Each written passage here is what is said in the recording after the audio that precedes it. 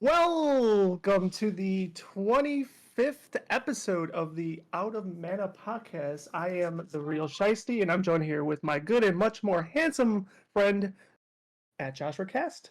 And you could catch our podcast on Apple Podcasts, Spotify, YouTube, Twitch, Twitch. which we're doing right now, Yes. and Twitter. And oh my God, what else am I missing? Do we got a Facebook page yet? No, we don't. Who No. cares? Because we If you both want to don't run the even use Facebook Facebook. stuff, go I ahead. no. You know I don't like Facebook. But Yeah, with all no. that said, those are all the different platforms you can follow us on. Share us. Please leave your comments and suggestions based on what we talk about on the show, even previous shows. Feel free to listen to those too. But with all that said, Josh, what are we going to be talking about today? So, let's see. We got a bunch of things. Well, a couple quick things. Geoff Keighley taunting E3. Also, the potential well, I guess we talked about this before. Downfall of E3. Possible new HBO shows based off a game series. Also, Xbox offering deals to other companies. And the Last of Us episode 5 and 6 recap. Sweet. I love how you kind of like shared the topics but didn't spoil the topics. You kind of left it open, you breadcrumb it. I like that. So anyways, with all that said, that's what we got on going on for the show today. But it's been a couple weeks, unfortunately, due to my scheduling and Josh's ultimate Hogwarts schedule, which is all good. It's fantastic. But with that said, how have the last 2 weeks been for you, Josh? Long but good. Last week was a lot of playing when I had the chance to. This week was just, I guess, relaxing. Or recuperating, maybe? Yeah, getting ready for No, I another feel. big gaming session coming up next week. So speaking of big gaming sessions, kind of briefly and ever so briefly discuss it before we started this podcast. But I was looking forward to beginning my own gaming binge of myself as of today because today is Happy Octopath Traveler 2 release day. However, I did not get my copy in the mail today. Oh, that So, sucks. so unfortunately, I will not begin that binge. I'm also hoping I get it tomorrow because that's not even looking too good. So, So where'd you buy it from? I bought it straight from the Square Enix store, which is actually I know I've done it before. I know I've bought games directly from the store. I don't recall them being delayed, right? Like because I'm almost positive I bought FF7 remake through them. And I really don't remember being disappointed about it, me not getting it in time. So um I did get their collector's edition. I don't know if it has any bearing on why I'm not getting it in time, but it's been shipped, which I guess is a good thing, right? But on the 22nd, so that's 2 days already, it's been saying that it's still in Las Vegas, which I don't like. But yet I got like not an email, but like if you like I have Yahoo, so I'm sure probably other emails do this too, but on the top it kind of gives you like a brief when to expect your next mailing thing based on the tracking or whatever. It alleges that I should get it tomorrow, but it doesn't tell me a time, right? But the actual tracking site, UPS, um, doesn't really show that I'm getting it tomorrow. It still shows it's still in Vegas, which I don't like, but I know tracking can sometimes is not live and updated accordingly. So that I do know. But who knows? I'm pretty sure UPS stops delivering at this time. They're not Amazon, so I don't know if I'll get lucky and it appears magically in my mail room in the next couple hours. If it does, I'd be elated. I You'd would be be super shocked happy. because all shipping places, they're not supposed to. Usually they have like a stop time, but because, Hmm. delays happen, they have to keep shipping. I've Hmm. seen UPS deliver at like 1 o'clock in the morning. Really? Well, okay, not UPS, but FedEx. That is that is interesting. I I don't know I've when's the latest I've ever gotten a package. I've I actually mean, had a package gotten delivered at like 4:30 in the morning. okay, 4:30 in the morning is different though. That No, could be I'm like saying I've gotten both of those, like one at night and then one or 1 a.m. is very dare I even say the word alarming. yeah. Like that is crazy. That is crazy. And that's not Amazon, right? You're talking about like FedEx, Yeah, FedEx. UPS? Really? Well, Wow. so far the two that have happened have been FedEx, but also FedEx around my area isn't always the best. Like they've actually ran over or driven over the curb, knocking over trees before. So I don't know if Of that course. gives them any credit. Yes. So so yeah, I may even after our podcast is over still go downstairs and pretend that it's been delivered. Just look at the mailroom because I really do want to get my hands on it.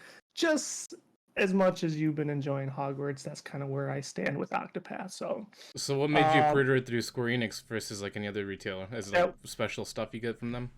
correct. There, I believe. Now, I might be wrong even when I state this, but that was the only avenue to get the collector's edition was straight through the store. And I remember we talked about like in a previous podcast, I think too, where I was like, I kind of prefer that method that the developers themselves use their own websites to release the collector's edition. It's not really going to weed out um, those bad people that are just gobbling everything up. But I think it is a deterrent. I think anything where you have to um, have them jump through more hoops and create more logins or whatever. I mean, they do it for Ticketmaster and shit like that. But I don't know. I feel like it does help the player. I still In my prefer the opinion. physical store going in there and doing it yourself. Dude, I actually long for those days too. And I know this isn't a topic today, but kind of on that note, since you brought that up, I did see an article. I didn't really read into it, but it's not entirely surprising to me that GameStop is going to end up doing more layoffs because I guess they're closing more stores, more Oh, brick they're and mortar not stores. gonna do it. They've already have like, Yeah, exactly. in our Oh, area, I've been making connections, friends through GameStop, just so I can get certain deals and also learn certain information.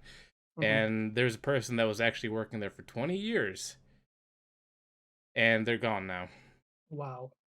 Yeah, it made me Wow. sad because like well, I'm not gonna say the location, but like when I was going there when I was like really young, like 2010, whatever. Um, this girl was there. She eventually became the manager, and I would see her for midnight releases, all these other games. She'd say, "How you Hmm. doing? How's your mom? Hmm. Whatever." And I went there, and I found out she put in her 2 weeks because they're laying people off. Oh, but she put in her 2 weeks. Well, she was Oh, already good. I mean, they were taking everybody out. yeah, yeah, yeah. Or she was probably being proactive and she probably found a new gig or something. Yeah. Yeah, makes sense. Yeah, it sucks. Like, I mean, not GameStop, but my very first job ever, real job. Actually, I take that back. It wasn't my first; it was my second. But I don't really call it my first. Was EB Games. So, I was an associate for them for about 8 months, but not a long stint. But nonetheless, gave me an opportunity to actually work. And yeah, I always loved going to GameStop. The only other thing that equates to going or like buying games at GameStop to me, I don't know if you have this memory, and I know you yell at me sometimes. I'm not that much younger than you or whatever, but like I remember going to Toys R Us a lot as a kid. And for those that don't know or do know, um the gaming section for Toys R Us, the way it worked was like it was always like the last aisle of the store, and it was all the games were behind a glass, and then they had like a paper system where you take the slip, and then you had to go to the front. And you remember this? You're smiling at me. Yes. I Yeah, I also I remember I, I going used to I the. used Go ahead. I used to love that. Like I don't know why. Like it's just so stupid, but it's a memory, right? I'll never forget it. My favorite is Um, going to Toys R. Well, it was GameStop too, but Toys R Us. When Pokemon Emerald, the Game Boy Advance games, Game Boy Color, you would mhm. actually have to bring your system and your game in there, and they would put like a special device in to give you like your code for like Deoxys or Mhm. whatever. Like it wasn't Yeah, like a code. They actually had like a you little had to device. You'd plug plug it it in. in. Yep, yep, Yeah. yep. The kiosk. Yep, those were awesome. Love those. Love those. But yeah, even GameStop. Like maybe it was a kid thing too, but who didn't like going to GameStop and just looking at the what ifs and if I could only have one of every game in this room type of situations um yeah, but times change, man, and unfortunately they're a company that I mean it's not entirely their fault, but No, no, it's definitely GameStop's fault. The head well, people, they effed up huge. I mean for forever, right? You could always talk about how you weren't customer friendly, right, and stuff like that. Well, it wasn't um customer friendly. It was also not employee friendly either. Yeah, exactly. So like, yeah, they have their mistakes, but what I'm saying, the other part of it too is like the gaming industry itself has changed. You do have a lot of people going digital. We're part of that anomaly. but there are a lot of people that do go cloud based. So that kills any momentum they have for selling stuff. So um, I know they tried their hand in like cell phones and stuff of that magnitude, or even a lot of toys and stuff now. Which I mean, I remember days I don't think you would find a single toy in that store. Um, so yeah, it's they tried to adapt, but to your point, yeah, they um, they were known to dick you around and fuck you over with your trade in credit and value. But people, I know I still did it, but um, you know, whatever. But anyways, No, I mean, it does it was suck like though because it was a mini topic. So no, I definitely. I mean, I'm glad you brought it up because I thought about it too because when I was going for the Hogwarts release, hmm that's when I found out about all those people getting laid off, hmm and they also told me that they probably won't have any more midnight releases coming soon. and that's another great point too. Like midnight releases. I mean, now without them, who else would do it? I don't think Best Buy would ever do Best that, Buy doesn't right? do that. Exactly. Target So doesn't it's do like that. None of that. they would be the last of its kind, Yeah, and and there would be no, and that would actually be an actual incentive to then go digital, yeah, it sucks. which I'm not gonna do. I don't. I dare I say never, but it probably is almost a never. Like the only games I would ever probably download are gonna be like smaller games, like the one we played at the arcade, right? I still haven't done it, but like that one, I would probably download and play. Some of the older games that I've already played, like the Dark Clouds of the world, like I've re-downloaded those.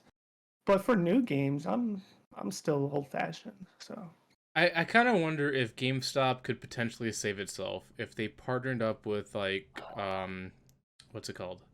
Those two companies that are starting to print physical stuff now. oh, Uh, I'm 8-bit or something, and no, then limited runs Limited Run. and something else I am 8-bit is the other one. maybe. That's the one I got. That's the one I got the Mega Man from. But yeah, like just imagine like them partnering up with GameStop because GameStop's also produce some games themselves, and they start producing digital because there's still a lot of people that really want physical. Like it's not like a small market. There's a lot of people that do because that's where resale comes in. So That's true. I wonder if partnering up with them may be able to bring them back a little bit. It's possible, but then again, I mean, they might be doing fine without that partnership and running strictly without a brick and mortar, right? Strictly through internet sales. Yeah. I don't know. Who knows? It's not a bad idea. I'm not against it. Actually, it makes me think of a lot of things when you bring that up because, like, currently, right, with the game. So a lot of the games that get made are usually like indie games, right? I think we also briefly talked about that in the past. But like I said, I have Mega Man.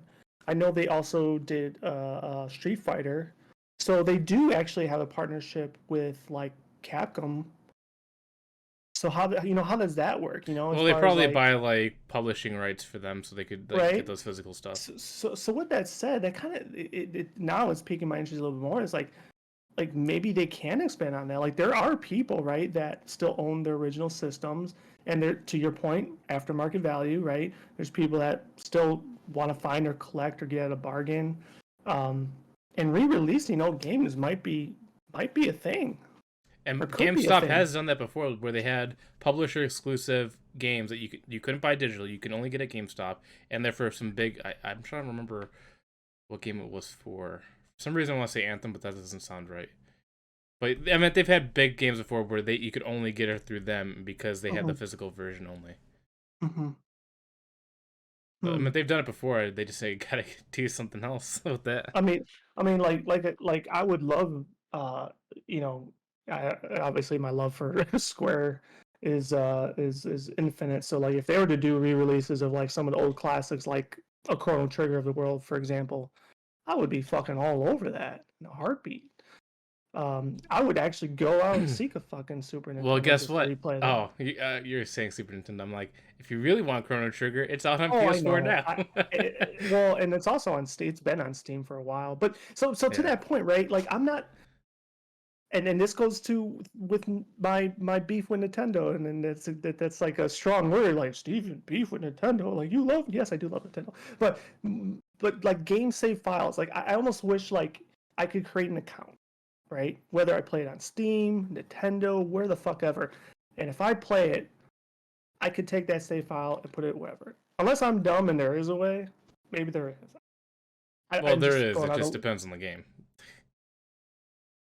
Like Destiny, you could do that if you play on one system, you just transfer your data okay, to the but other stuff. that's I guess I'm looking more like I said, like an account type game a save file system or something. I don't know. Like I think it Yeah, would be cool. Like I like that would be awesome to me. Not just a single game. Like to your point, yes, like you do have games that cross over and that file will work on other ones. Like probably Among Us might be another one that operates that way. Or I understand that. But I'm talking about like the classics, right? Like that would be really dope. yeah, but they're probably gonna charge you for that. I don't care. Honestly, I wouldn't care. I would not care. And I compare that to kind of like and whatever, you can laugh at me, but I kind of compare a little bit to like Pokemon Home, right? Like they charge for that, but it houses all my Pokemon I've ever had for all the games, right? So that's cool. That's fine with me. That is a service I would pay for. All right. I might be in a minority when I say that. Who knows? I don't even know if anybody else is talking about it. But yeah, Well, I'd pay there's for probably that. people out there. I mean, there's If I had a guarantee that this save file I could drag and put any game wherever I want to play it, sign me up. Sign me up. But yeah, that would be cool. Um, but it's funny that you and I are both having shipping. Well, I'm not having any issues yet, but we both have collector's editions being shipped out because oh my yeah, Destiny collection, collector's edition is also. I just received an email saying it's being shipped today, mm, and I'm hoping I get it before the 28th. But if mm. it gets delayed like Is yours is, I'll be upset. yeah, is that that's the street date? Yeah, the 28th is the street Okay, date. cool. And I'm hoping it Yeah, comes early because usually it always arrives one day early, which I'm happy hmm for. yeah, But I don't want it delayed. yeah. Of course not. Yeah, I don't know. I'm sure I know there has been a game or two in the past that I've gotten like a day early, and it's like, ooh, this is probably before like Twitch days and stuff. It's like, ooh, I get to stick it in there and experience it early, Have you But ever had a it never has game? happened. Have you ever had a game where like arrived a week and a half early and it was actually playable? No, I don't think that early. And now that I think about this more, you know what game I think I did get early, but not that early was Zelda Ocarina of Time. Because I had Black Ops 2. This was a long time ago. I pre-ordered Black Ops 2. I actually pre-ordered two versions by accident. But I did one digitally, or not digitally, but online, and it came a week and a half early. The servers, Physical copy. yeah, Yeah. and the servers were actually up because people were doing testing before that. So I was able to play with other people that had early copies as well, and I Mm. got to play a week and a half early before anyone else. I I felt mean, so special. what if you jumped on the servers and they're all like developers testing it, and they're like, "What the fuck you doing here?" Well, I mean, Like, it's happened with, really? like Call of Duty has had that happen before, and they just don't care. They're like, you got it, you just be happy. Yeah. But like when you get it like a week and a half early before anybody else, Oh, and that's you're not supposed significant. to, you Yeah. feel special. I know it sounds stupid, but you No, feel special. I mean, shit. Feel special if it was just a fucking day early. Like, yeah. Um, but yeah, I can't vividly like say the game. I want to say maybe. I mean, I'm sorry, not Ocarina. I meant to say Majora's Mask. It might have been. Um, but because Ocarina was a different story. And I think I shared that tale before. Maybe not in a podcast, but I shared my woes with that game, which was also GameStop fuck up. Um, but other than that, I guess another little thing we normally talk about with our weeks off are what games we've played, right? Um, so I kind of have a slight interesting story to share, but one game that I wouldn't say I've been playing, but I converted my um, Pokemon Online TGC account because they've released a new version and it's currently in beta. So I converted that, and I've been like redeeming a shit ton of my redemption codes from the cards, and like I have a huge stack of more that I need to still redeem. But anyway, so I did that, and then a game that I actually want to buy, and I never did, but now I think I'm going to. And I didn't really anticipate playing last week, and I hope you're familiar with it, but it is on the Switch. and it's called Ring Fit Adventure. Yes. Wait, is Yes. that they have a second one now? I don't know if they have a second one, but that'd be cool if they do. But so for those that don't know, You- like I said, we did, that didn't really share, but I did go out of state last week, visit family, visit my sister. So, anyways, she owned the game, and we got talking about. I was like, "Oh, you own it? Like, I want to try it. I've seen it. I remember when I saw the trailer, I was like, I also was one of those losers that owned a Wii Fit board at one time, and that kind of sucked. So when I saw that trailer, I was like, "Oh, that looks cool." Plus, the game is kind of like an RPG type game, right? I've actually So played it, and well, I'm gonna go ahead, but there's a little thing in the game that reminds me of Zelda a little bit. okay. So I only did the first world. Okay. And I did it on, I guess, what would be considered hard difficulty. I don't remember what they were called, but there's 4 modes. They told me to do it on the third one, so I was like, okay, well, I'm gonna match you guys, but I'm definitely not going super high, and I'm not going low, right? It was 2 stages and then a boss level, and it beat my ass. I finished it. I finished it. I didn't lose. I didn't die. What I mean by it beat my ass was I was sweating bullets. I was huffing and puffing, and I enjoyed it. And I thought it was. I wouldn't say it was a challenge, but it beat my ass. So I was like, okay, this is pretty legit. And the thing that was interesting about it is like, so I only did the first world or whatever, and it tells you your calculations at the end. I don't remember what I did. I want to say I was like 0.7 miles or something, burn XYZ calories. It gives you stuff. Plus, it's probably, I know it's not accurate, but on the Wiimote, it'll check your pulse after every stage, which is pretty cool. Um, or your heartbeat. I'm sorry, same difference, I guess. Um, but the interesting thing is like, so you only select like certain workouts when you're playing through the first world, but then I guess as you progress you unlock more workouts that you use for battling purposes. So it's really cool. I guess the only thing is like, you'll probably have to know which workouts you want to do if you want to, like, you get a full body workout or you want to just work upper body or something like that. Plus, they had mini games, which is pretty cool. It seemed like they had if you do like a friends list, you could have like a little ranking system and kind of like, you know, battle it out with your friends. Like, oh, I'm working out harder than you, blah blah blah. So I just wanted to share that because I thought it was an interesting game that I wasn't really anticipating playing, and um, and I liked it a lot. So you said you had an encounter with it as well. Yeah, so I had a friend that actually brought it over, which I didn't think. Like I was thinking, like Wii Fit was just another gimmick, but they actually put a lot of effort into creating the game. Like, what's that creature from Zelda? The ones that says, "Hey," you know, Oh, Navi. yeah, the Yeah, steering wheel felt like that, steering wheel felt like that, or whatever or the sounded like that. You mean? yeah, because it was Yeah. like floating around, it was talking to you, and I'm like, this feels like a Zelda like side character that's following you around. Yeah, I mean, you're not playing it for the story, right? I Let's know. throw that out the water. But I mean, because the story will be as corny as ever. But it's more like how it functions, the gameplay, quote unquote, and are you really kind of getting anything out of it in a workout facet? And uh, for me, it checked all those boxes. Like I thought the gameplay was good. The jogging in place or whatever.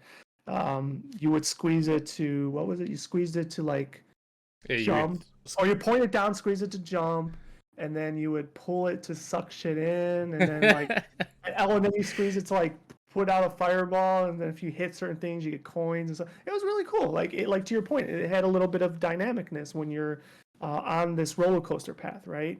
And then you encounter a battle, and that's when it makes you do the exercises to then do damage to the enemy, and then you do like core exercises to defend yourself.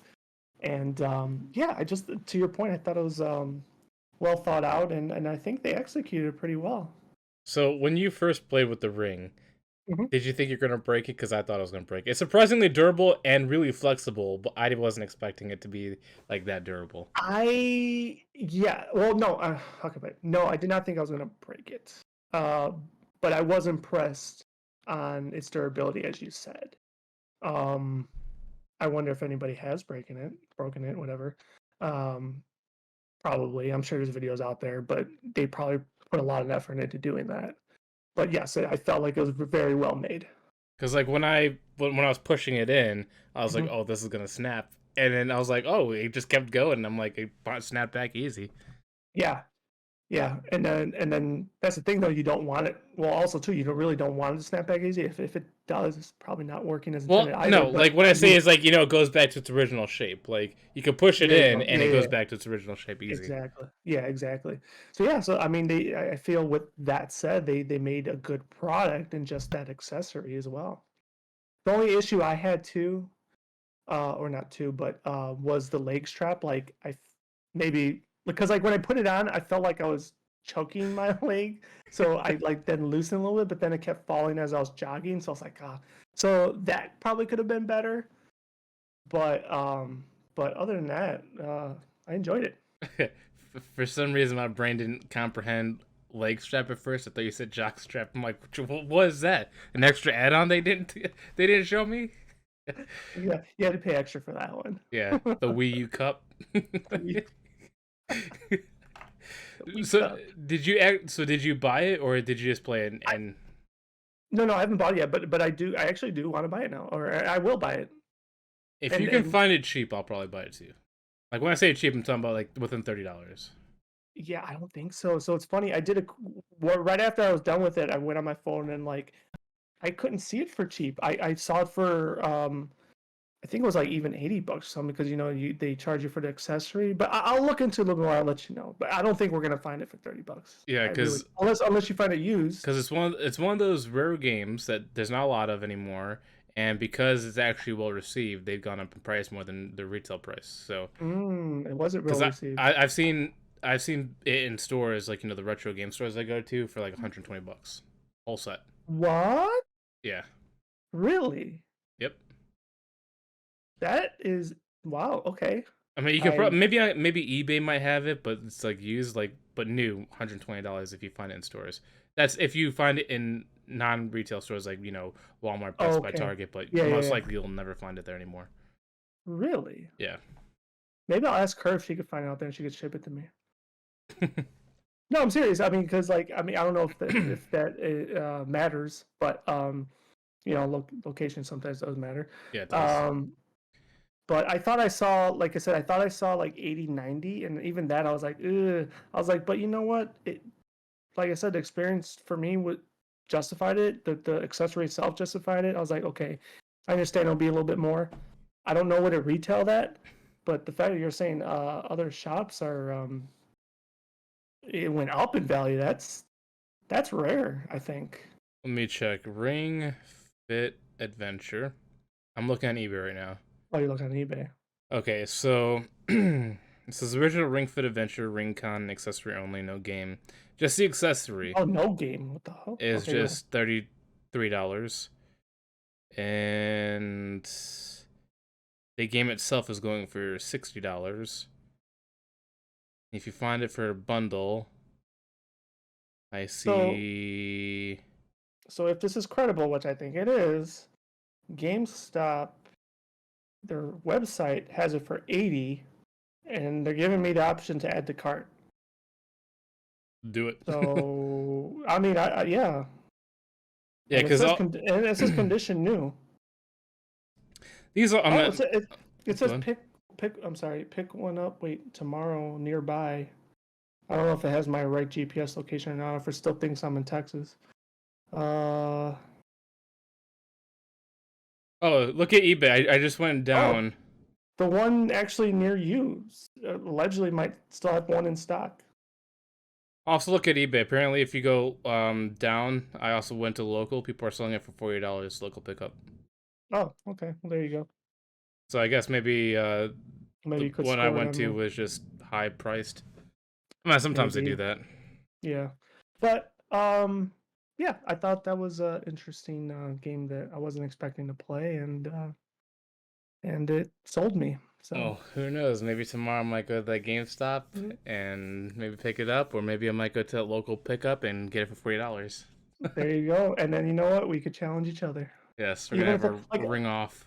like I think they were telling me I don't know how far they got into it, but allegedly there's like 100 levels. not stages, but levels. Which I was like, "Eh, damn, um, that's a lot." So like I was trying to think like, okay, if I pick this up, like, do I do like, one a week? Kind of like, you know what I'm saying? Like, No, you gotta do kind of 100 a day. yeah, yeah, Gotta feel the burn. feel the burn. They were telling me that they saw a video. Oh no, no, not that they saw a video. Yeah, no, they saw a video that I guess somebody was playing it so excessively that it told them to go to the hospital or something. Like, wait, what? It did that? I'm like, You're burning too no. much. Stop burning. I was Stop like, feeling the burn. no. Well, because I asked them, I said, look, since it does the pulse thing, right? I said, kind of like the VR stuff, right? Doesn't it force you to take breaks? Mine doesn't. No. No? Oh, I thought I shouldn't say force you, but highly advise you to. Facebook Like it doesn't gives you want it that. gives you a warning. No, I thought it did, I but mean, there's probably a VR headset that does. I haven't seen the MetaQuest do that at all. They're like, keep playing. You want to keep playing? Spend 40 hours in here. You'll do it. Metaverse. with that said, I asked them like, does that game do it? And they're like, oh yeah, it tells you that you should probably take a rest. It definitely tells you, to drink the water and all that stuff. I'm sure you saw those as well. But I guess that there are some warnings like that, and then that's when they shared me the alleged you should go to a hospital You're story. having I'm like, cardiac what? arrest. Call I was 911. I was like, no, like they probably were jerking my chain, but it would be funny though. That would You. be a cause for concern.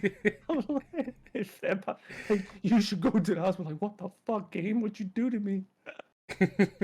It's like we're no longer liable if you pass out and die. Yeah, I mean, there's probably something stupid that somebody going excessive, and then next thing you know, they're like heart rate over 400 and pass away. Who knows? Who knows? But other than that, besides you warding of hogs, what else? Was there anything else you've gotten your hands on? So no, the last 3 weeks has just been Hogwarts Legacy. Today I actually platinumed it. I platinumed the Nice. game, so I was very happy about that, and I'm gonna be able to move on and go to Destiny, feeling safe. But I was shocked in a good way that it didn't take me 200 hours. It took me Yeah, so 62 I was hours. actually just gonna ask you how many hours? 62 hours. Only? Yes. So, Now, what mode did you play on? well, for the one that I did 100% on, I did normal. Okay. But Is is honestly, even hard mode is hard mode's easy. is there like, I don't want to say additional content in hard mode, but maybe like a different ending or No. something like that? No? Okay. So when I read it took 200 hours to complete, I thought it meant 200 hours to platinum. That's not true at all. They're talking about if you want 100% the game, like all 4 houses, it's gonna take Well, 200 hours. so you just did one house. Yeah, because that's all you need. Gotcha. You need 100% one house, get all the collectibles, which Yeah. is 603 collectibles, Mm-hmm. which sucks. Mm-hmm. That's Um, that's a significant amount for sure. and I think there's like over like 70 side mission or 70 missions you had to do as well. So there's a lot of content just for one house. So like I spent at least 58 hours to 100% one house. So if you do that times 3 more, you're getting that 200-hour mark. So But my same question, but slightly worded differently, is the storyline different depending on the house you choose? yes, so Okay, interesting. the main events are the same, Okay, but the side characters stuff that and take you to that main event are different. gotcha. Okay. Because like if you since I had to play all 4 houses to get to a certain point to get the trophies. Oh, okay. There's the first character, which you're probably not gonna remember this. I'm just gonna say it anyways. So there's a character called Richard Jackdaw, and He's a pirate. when you play Slytherin, you realize he died because he got decapitated or whatever, but he died because he wanted to impress this girl called Anne, and so he stole the journal, whatever. And then when you play Gryffindor, uh, you meet him as a ghost and doing the headless hunt or whatever. And then if you do Ravenclaw, he steals someone else's wand. And then when you play Hufflepuff, you realize that when Jack was trying to impress this girl, Anne, and did all this stuff and eventually got killed, you actually learn her story and realize she was actually sent to prison because they thought she killed him, which turns out she was innocent. He was just an idiot and died somewhere else. So because I played all 4 houses, I got the full, story point Hmm. of view because I did all four of them. Does that entice you to want to learn more stories fully Oh, throughout the game? 100%. Like like this is one of the few games like I want to keep playing because you know each what you call it, each side character actually gets more details because of each house you play. Like, Hmm. let's say Sebastian, he's a Slytherin. You would definitely get more details on him if you're a Slytherin. If you want to do a character named Natty, you have to be Gryffindor. Same, with Ravenclaw and Hufflepuff. Hmm. So, like, the fact that even though the main events are the same, there's still differences enough to make it worth it playing four times. But I guess the benefit, since you're already 100%, you could go through it a lot quicker with the other houses, Oh right? yeah, and just do the main missions. And Yeah, just to do it to get those stories. Yeah, yeah. that's cool. Um, obviously the popularity is huge, and we'll probably go into that a little bit further in one of our topics. Um, but I did see something that, uh, not to like slight it, but I think the sales or the anticipated sales did drop.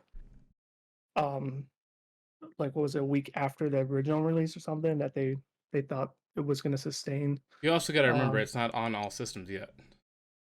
yeah, I did learn that actually from a coworker because um, It's coming to he was Nintendo. talking about it, and it's not until April, right? Yeah, so for PlayStation 4, the other Xbox and Nintendo, they're Hmm. coming out in April.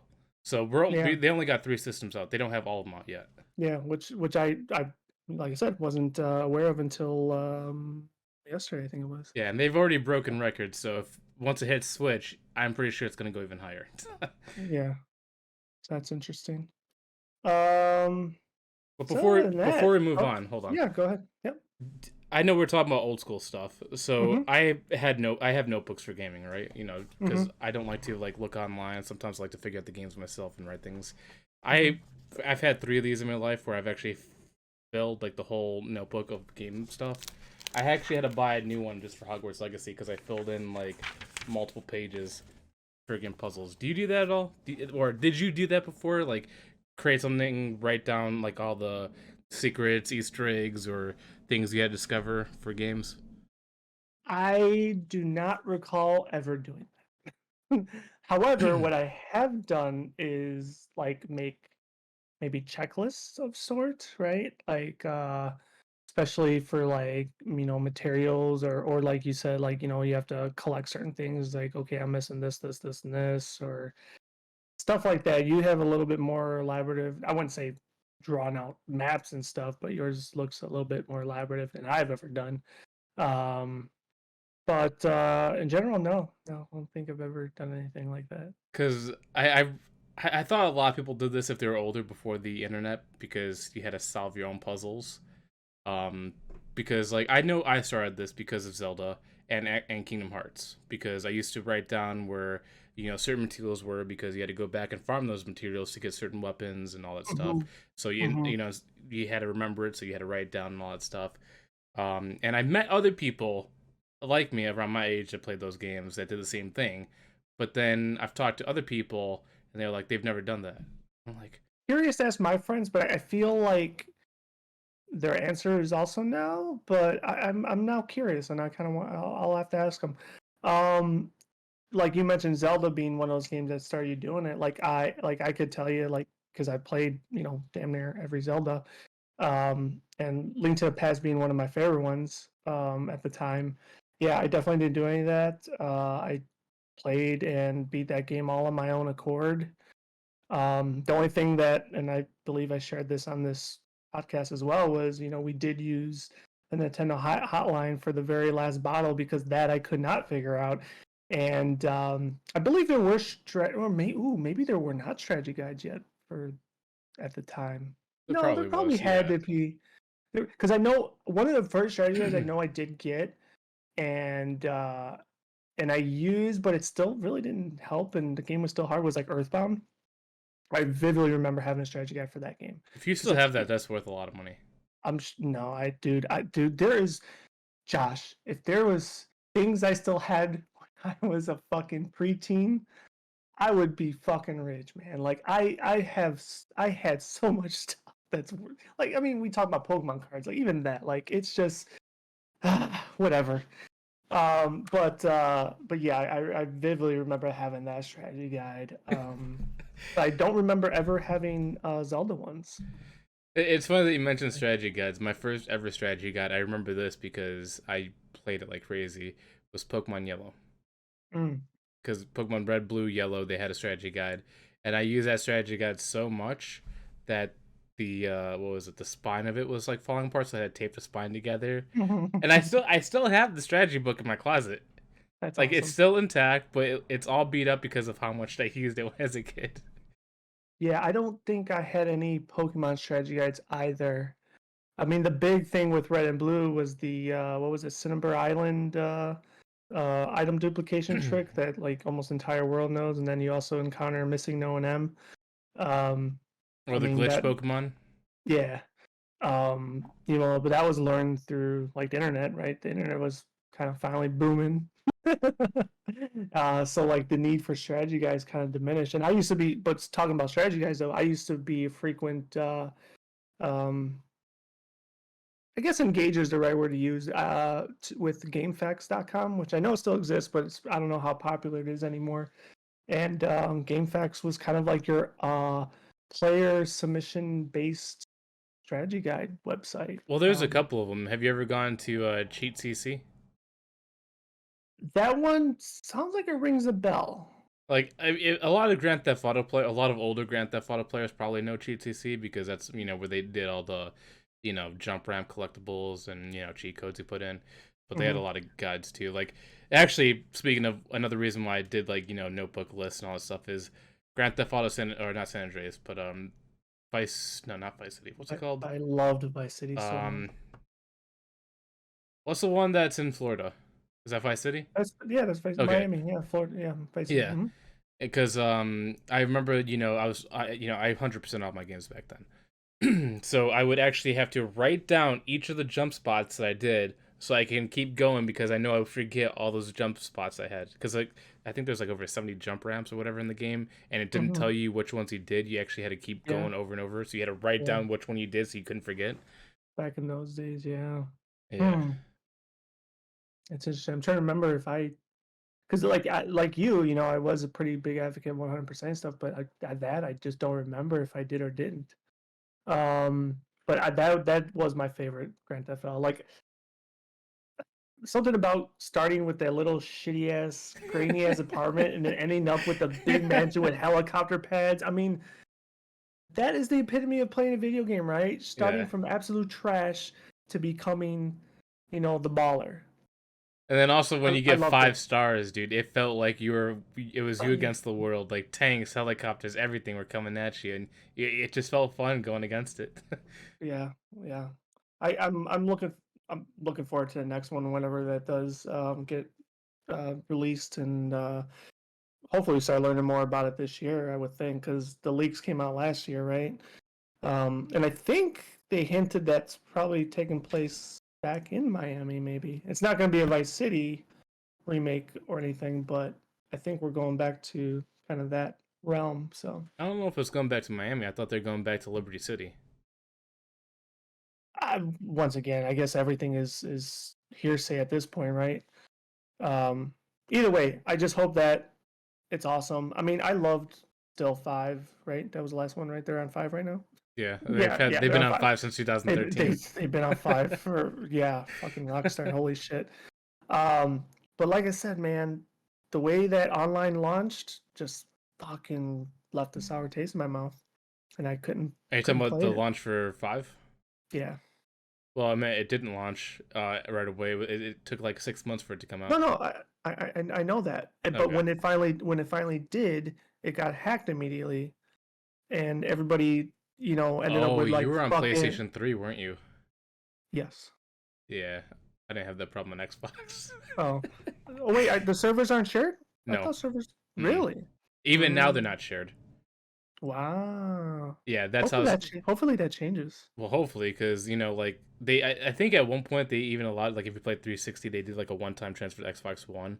But yeah, all of them are separate. Like 360, Xbox One, PS3, PS4, even the new gens are all Mm. separate from each other. You know what it just popped in my head. I wonder if they're trying to come up with like a VR component for that game. That would be I weird. I think if they're gonna do VR, it'd be for the next one. I think it's too late in the game for this for 5. Mm.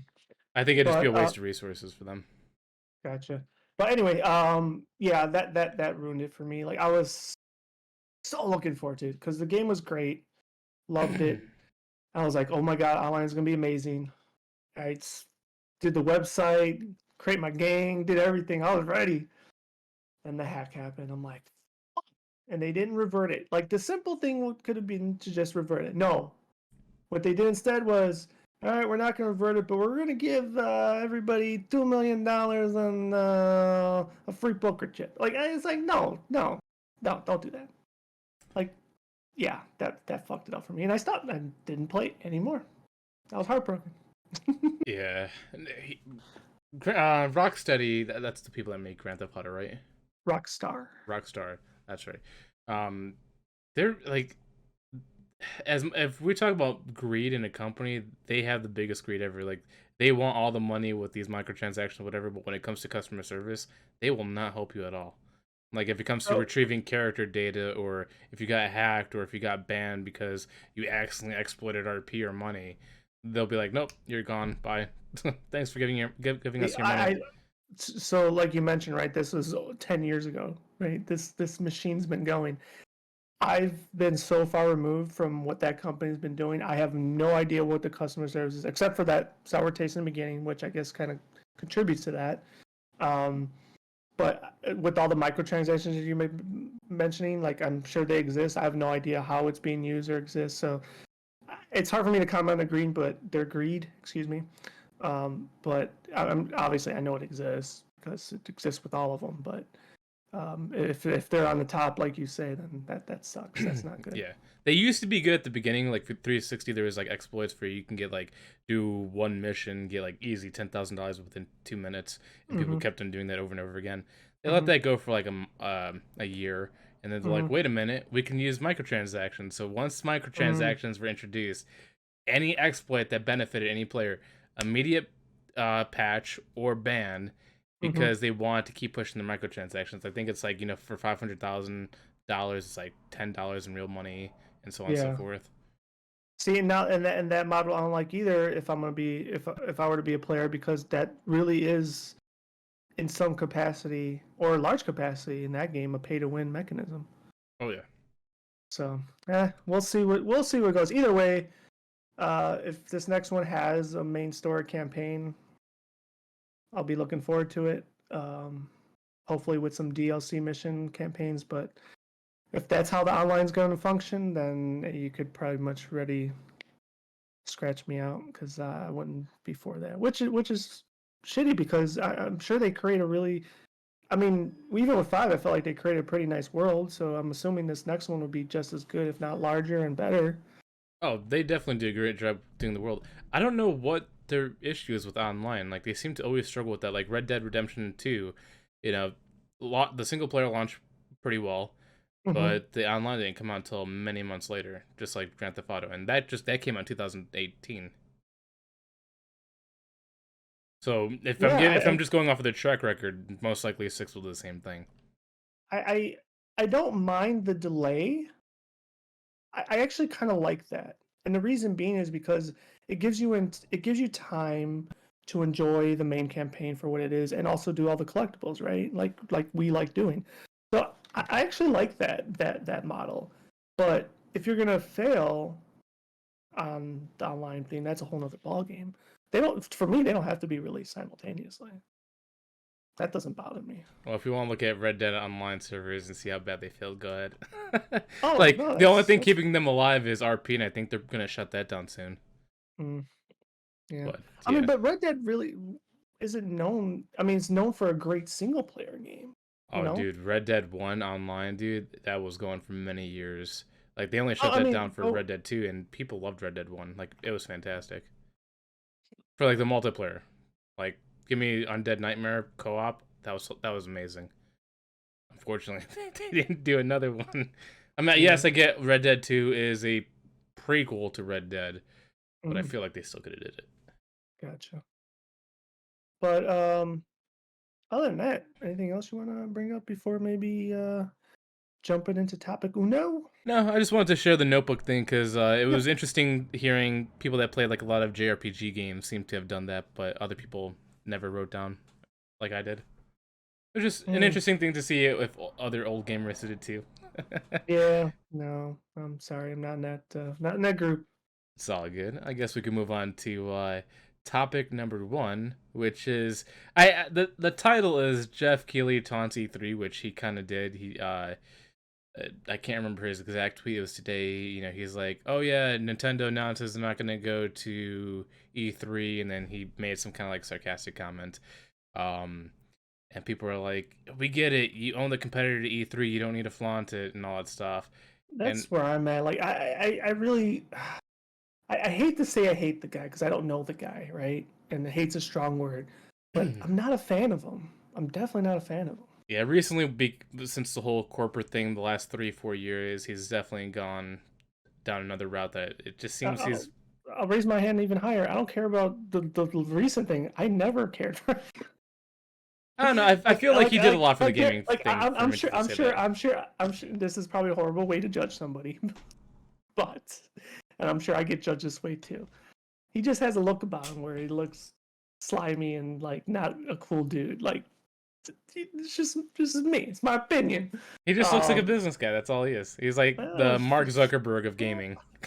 I guess, but yeah, yeah, I'm not a fan of him. I mean, there's a way you could be humble about it, right? Like, Yeah, be humble. yeah, Like, no, I agree. are you succeeding? Yes. Is it great you're succeeding? Also, yes. But be humble about it, man. I'm not taking that aspect away from the man. Like, you are doing good things and awesome things. I just don't like the way he kind of comes off, and Yeah, whatever. him taunting E3. I'm like, dude, you're with E3 for so long. Now you're gonna diss him. I'm like, I get it. You own Summer Game Fest. And it left a bad taste in my mouth too from this one. And Hmm. usually I give him a little bit of leeway, but this one I was Hmm. like, that wasn't cool. But Hmm. going to the again with the topic we talked about before, Hmm. this really it's really looking like it's E3's final year. Yeah, I mean, it's kind of like part two of this conversation, then I guess, huh? I haven't really kept up with any potential updates. Um, but I mean, yeah, we talked this pretty heavily on a previous podcast, and once again, it's kind of like childhood thing kind of going away, right? Um, Grew up on E3. We talked about maybe them turning into some sort of convention to kind of save themselves. But it's looking grim. It's not good. I'm gonna say this because this is what my thoughts were the last time I talked about this. Hmm. Is seeing that all these big gaming companies pull out Xbox, PlayStation, Nintendo, they're not gonna be at E3. I really think they're gonna turn multimedia and technology wise. Like they're gonna stop focusing on games. They're gonna start focusing on movies, shows, and other tech stuff. Just Hmm. like what's it called? Census, CES, whatever. Forgot what the Hmm. other one is. But I feel Hmm. like that's like their only route to stay as like an expo, as just I to mean, focus on that. yeah, and it's a valiant approach and attempt if they do go that route. But however, like there, and maybe you know this off the top of your head, but there already one of those already exists as well, right? Like, isn't there like an annual major tech Yes. show that's very popular? So like, Well, I so now just you're trying to yeah, let's create see. Keep talking. I'm looking at competition. that. Yeah, they're trying to now you're like kind of creating unnecessary competition with them, which you probably won't be successful with. Unless, I mean, what it really is going to boil down to is unless you start getting some sort of like, we keep talking about like, um, rights and stuff and contracts to be like, certain companies, you may only release your next year, whatever street drops at our show. It's like that's probably going to be the nature of the beast Yeah. for them to be successful. But I don't know how much, I guess political power they have to get shit like that done. I was looking at it, so I was right. It is CES. That's the big tech expo that happens every Hmm. year. It's in Las Vegas. But Yeah. like if they're gonna do games, like I know we said this before, like they would have to go for third party developers like EA or they would have to find like Square Enix, whatever. Hmm. Um, but yeah, it looks like gaming, at least on their radar, is gonna. I feel like it's gonna disappear soon. I feel like they just got to Hmm. go multimedia at this point. Hmm. Hmm. I think another big approach, I don't know how, Amazon seems to be, kind of doing well for themselves in the gaming, uh, in the gaming regard too. That might be a big, ask. Maybe they got some things under their sleeve that they've been holding out on, and they could use their platform to kind of bring it to the masses. Um, I'm just trying to think, like, where could they, in a sense, shock the world, right? I mean, they have to have Um, something big because like the fact that they hired a new marketing team. Oh, I forgot that Rock. It's Reds something. I forgot. We talked about last or a few episodes ago. So mhm, they have a new marketing team and they haven't released much yet. Usually, expos that don't release much, usually they have something big launched. But like, I can't. I'm like scratching my head thinking about like what it could be. Like gaming wise, I can't think of anything big unless there's like this, unless if they somehow get Tencent or the Embracer Group out there, because Tencent would be a huge one, especially for like the Asian market, because Tencent's huge. They have their hands in everyone's pocket. Um, yeah, I don't know. yeah, I think the only thing to that regard is that will really be like, what is a new console hardware? But it's not going to come from the big three. We know that. Um, so where would it come from, right? And I'm talking about, like, I'm sure you remember these days, The new like, Soldier Boy console. or the new Jaguar. It's like, like Jaguar returns. Ooh, like it'll get people talking, but it'll probably get people talking in a pointing and a laughing manner. Like, that's what you got. Yeah. Um, and that's the unfortunate part with this, like, this big three business. I mean, yeah, the Steam Deck is highly regarded, and I guess doing well in its own right. But to to be to be a new player in this atmosphere in this world, um, yeah, like that's got to be very interesting. That's like saying maybe Apple has something. I mean, I, who knows? I mean, Apple is like a good It's a idea good comp. because, Yeah. but I feel like Apple realizes that they can't compete in like the hardware sales. That's where they're gonna stay mobile. Like if you look at Apple TV, iPad, phone, they have Apple Arcade and it's all digital and they're making money there. Making hardware would just be like a loss for them. So I Yeah. can't see them making console like that. Yeah. I mean, it's just like I said, random pull out my ass idea or thought. Yeah. It's it'll be interesting to see if something does exist, but Guess we'll find out soon. It's happening what in May, June, June. July? Usually it's always in June. Yeah. Usually, What I would love historically. to see is E3 do something massive and then Summer Game Fest just like disappears. And Well, Geoff Keighley just starts crying. He's like, but I got all three. since you know my stance with that guy, I think it would be awesome too. I really don't foresee that happening. Really don't. Um, Man, who knows? Maybe in another future podcast, I'll be like, I think I got a good idea. Yeah. But I don't. I just absolutely don't. I Yeah. don't know. I just want to bring this up as a quick one because, Hmm. when I see him taunting, I was just like, I felt bad. And then also seeing Nintendo pull out, it's like, it just feels like the final nail in the coffin. So I just wanted to Yeah, give it like a little mention. It yeah, wasn't supposed to be like a main topic, just quick honorable mention for futures or past things going away, like yeah, GameStop. yeah. Right. Yeah. Seems crazy. But leading on to new systems. So I know we've talked about this before. The whole Yep. Activision Xbox deal going through. They're currently going through it in EU, trying to strike deals. And currently, Xbox has a 10-year deal for Nintendo. They have a 10-year deal for Nvidia. They seem to be on board with it. They like it. The only one that hasn't signed was PlayStation. But I know we've talked about this on a previous episode.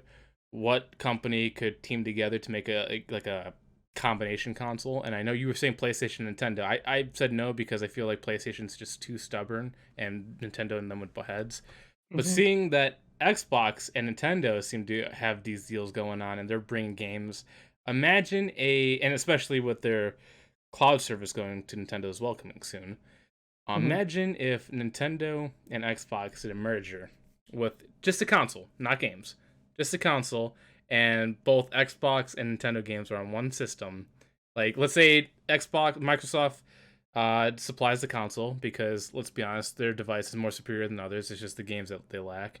And Nintendo games go to Xbox, and you get the best selling points of both worlds. Good performance, good games. Well, first and foremost, I think I always get good games, but No, well, that's what I'm saying. we won't go Nintendo into the is the good games performance part. aspects. No, that's what I'm saying. Nintendo is the good games part that comes to Xbox. Yeah, no. Look, man. I'd welcome it with open arms. I think it would be that would be groundbreaking. That would be fucking huge. I like I said, if it happens, I'll open and welcome arms. I just don't think not. You mentioned the word stubbornness, not to say Nintendo stubborn, but I just feel like even if they do something like that, I still feel like they will have something for themselves on the side, like the Switch, right? I don't think they would relinquish it that easily But let's and let's picture just them going back to handheld market only. Like they make well like that a Switch Lite and that's it. But correct. like the best console version that you have Yes. is with Xbox. Yeah, no, and then that's kind of exactly what I'm like co-signing or thinking. Like if if you want to talk about realms of possibilities, uh that would be cool. I'm not against it. Like I'm not like obviously, I own for those that know, I own a PS5. I do not own an Xbox. I've never owned an Xbox. But if this were to happen, yeah, I'll fucking get one. Yeah, because hearing this deal going down and obviously a 10-year deal, how like Call of Duty is going to go to Switch, which blows my mind. I don't know how that system's going to handle that. I feel like it's just going to be a ticking time bomb. But there's going to be a bunch of games going to Switch that they haven't gotten before, which would be a big deal because Call of Duty hasn't been there since 2014 on their system. I think And that it was about 10 years, yeah. yeah, and there's also obviously other Activision games like, well, I think Diablo 3 was on there on Diablo 3 Nintendo, was on there. Mhm. but they're going to get more of those games. I think that's a really huge win for Nintendo, and then also seeing people do like testing from like online that you could actually already play cloud-based Xbox games on the Switch. Yeah, I think it's it, it's really weird though. Like I feel like first and foremost, let me throw this out there. I feel like it's a little premature because the deal's not done yet. I Oh, mean, I mean, everybody, and this is a sign pointing like they think it's all, hand in the bag, whatever. It's all done deal, and they could feel that way, but this could be something that I would go back and laugh upon if it doesn't go through. Um, because this is them playing face to that whole episode of them being a monopoly, and this is their way of showing like, oh, we're not going to be not monopoly, we're going to put all the games on all the systems. 10-year deal for you, 10-year deal for you. What, you don't want our 10-year deal? Well, you can still have it anyway, you can sign it later. That's what they're doing. no, obviously every company wants to own the majority market on that. Every Yeah, company does. But what I think is hilarious is that PlayStation is trying so hard to grasp that little power that they have still yeah. because they know that if this deal goes through, everything's going to slip through their fingers again. I wouldn't say everything. I mean, they still have their market, right? And they still have their IPs as well. No, they But realize they dropped the ball because even though as oh much as I no, diss 100%. Call Oh, of Duty makes 100%. so much money for all I platforms because of am not disagreeing microtransaction with you. sales. Oh, dude, I'm not disagreeing with you. This and I mean, Call of Duty is number one, no doubt. And this is coming from the WoW player, but just as a whole, that's a big package. Mm. It's a huge fucking package. Not only the package of what they're already getting, but what they could possibly create with, right? Yeah, It's all it's a it's dormant a huge IPs. yeah, exactly. It's big, and a lot of those dormant IPs you see would probably be on the Switch. Yes. So So with all that said, you know, you mentioned letting it slip through their fingers. I wouldn't go as far as say that, but like, you know, it, it's just when it's when just I say funny. when I say slip through their fingers, I'm talking about place like I meant both systems have done this. Like I said, it's a back and forth of one company being ahead of the game, then becoming overconfident, slipping up, and the other company takes over. Correct. It's happened twice already, or at Hmm. least since Microsoft and PlayStation. Hmm. And I feel like PlayStation was like, oh, we should have seen these moves coming. Microsoft's been scheming this whole entire generation, and now they've caught up to us and might overtake us now. Well, I mean, dare I say, is it Microsoft scheming, or was it that what's his guy, Kotek, whatever the guy's name is from Oh no, Activision Blizzard? Microsoft's been scheming That like with the Bethesda that's thing. the real schemer there. Yeah, well, he hopefully he gets out very soon. But no, like Uh, Microsoft, dude, they've been scheming for so long. When they bought, obviously Bethesda was the big one, but they bought other studios before that. Then bringing it to Game Pass, making Game Pass universal to everything. They've mhm. been for the whole last generation system. They've been planning this for a comeback, and you're seeing it now. Yeah, and they're putting finally now they're putting their money where, I dare I say finally now, but in a sense, in a greater sense, it seems like they're putting their money where their mouth is, right? Yeah. And we've always known they had the fucking money all along, Oh, right? I mean, the Microsoft. fucking Yeah. Microsoft, Yeah. exactly. And it makes you wonder why this hasn't happened so long ago, right? I mean, of course, the company also has to be willing to sell, but like, you know, scheming, right? We'll carry on with that word. You think this would have happened eons ago, but but the writing was on the wall for this, right? Even Yeah. take out the Call of Duty aspect or that agreement upon the deal going through. The writing was on the wall because we've been seeing rare games return to the Nintendo universe anyways on probably some one-off deal handshake, and now it's grown and grown and grown, and which is also always good for the fans. Like to get Banjo Kazooie back. I mean, oops, I just did some Banjo Kazooie back, and then getting Banjo Kazooie and Smash. Like I said, small things, breadcrumbs, but you could pin it back to that. I mean, even the Square relationship with Nintendo kind of went sour for a while, and they kind of made. I think Smash made a lot of amends now that I'm talking about it, because that's when they got Cloud in there, that's when you start seeing more Square stuff return back to Nintendo. So now it makes me wonder where did Nintendo really fall off? What did they start doing wrong? Well, they I didn't mean, promote Final Fantasy as much as PlayStation did. That's why they weren't pouring mm, money into them like PlayStation did. yeah, but to your point, I don't think they would handle Final Fantasy VII anyway. True. But no, it was also funny too, like seeing PlayStation panic. Like, obviously, I play all systems. I love all systems. There needs to be competition. If once Xbox becomes overconfident, I'll bash them too. But seeing PlayStation like get scared, they're like, oh, Microsoft's buying all this stuff. Now we got to buy. Let's see who's available. Bungie. We'll buy Bungie. Well, stick it to them. They used to own them. Now they hate them. Yeah. Yeah, that would be apropos.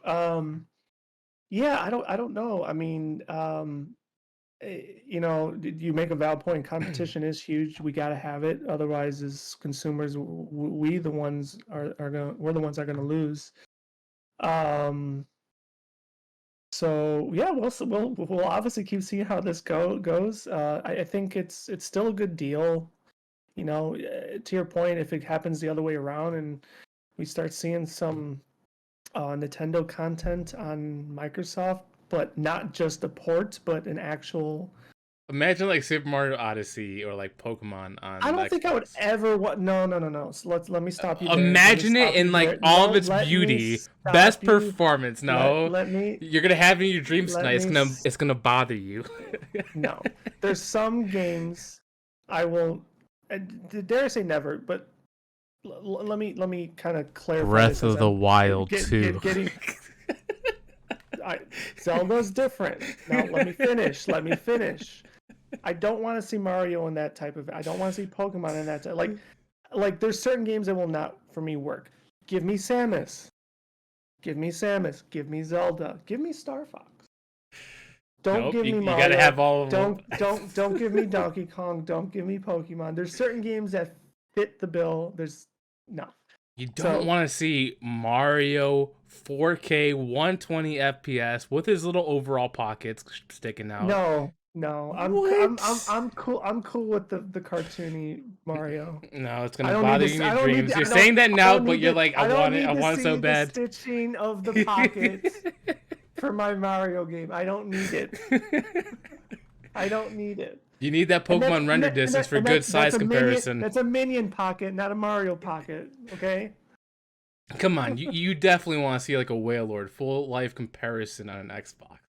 You know you want to do it. Lick a tongue right in your face. Give me that 3D immersive experience. Full 4K depth right there. You know you want it. No, no, I don't. That might be too much for me. Couldn't handle all that juiciness. No, but give me the Zelda. I'll take the Zelda. I think Metroid would be, no pun intended, a prime candidate for that crossover. I think it would. I think it would knock it if Metroid Prime, especially this remastered one, goes to Xbox. It would destroy Halo. Oh, I'm not even talking about a remaster. I'm talking about a built from ground up I know. game. I'm just talking about this current one that's coming out to Switch. If that was Uh-huh. released on Xbox right now, whatever Xbox or whatever Halo fans are available, they would go to Metroid right there, right then. Yeah, that's. I mean, dude. You want, well, since we're talking about titles and what ifs, that would be the one. Like, do Metroid, do that one first. That would be a slam fucking dunk. That would be amazing. You could see Fucking amazing. Samus in that latex skin suit in Now you're 4K. thinking. Now you're thinking. Yeah, it's called Zero Suit Samus for a reason. But yeah, just Yeah, no, that would be fantastic. yeah, just seeing this deal, it's like I personally think it's gonna go through really quick, just because all these other companies are signing on to it. It seems like EU is just holding out to see it, because obviously they have loyalties to PlayStation, because they just own it for so long. I think Mhm. PlayStation is just trying to fish for a better deal, which I think soon they're gonna crumble and take the 10-year deal. And honestly, they should, because let's be honest, Microsoft is a business company, and taking it off of PlayStation would be stupid, because they can make money off of them too. So why reduce yourself? So PlayStation really shouldn't be worrying about console exclusivity, because they're Microsoft is already thinking about the bigger picture. I mean, yeah, for obviously Microsoft will be losing money, but Sony doesn't have to sign, right? So Oh, but that could be that could be their way of sticking it back to them, is not doing a contract, because then they lose money. well, they wouldn't lose money. They would just Well, PlayStation I would mean, start losing people. that part would probably be true too. Yeah, so right now it's like a stranglehold. Like all these companies Mhm. signed on. The legal rights are more for Microsoft's flavor right now. Honestly, I think the reason why PlayStation's being stubborn is because they're trying to get a better deal. That's it. They know it's going to go through. They're just trying to get a better deal. That's it. Yeah, and if that's their holding out mechanism, then maybe they're doing it the right way. Or they might lose Eh, everything. or they might lose anything. I mean, perceptively, it gets people like us talking about, and they kind of come off. Yeah, we only do it for Um, clickbait content, though. yeah, well, that's true.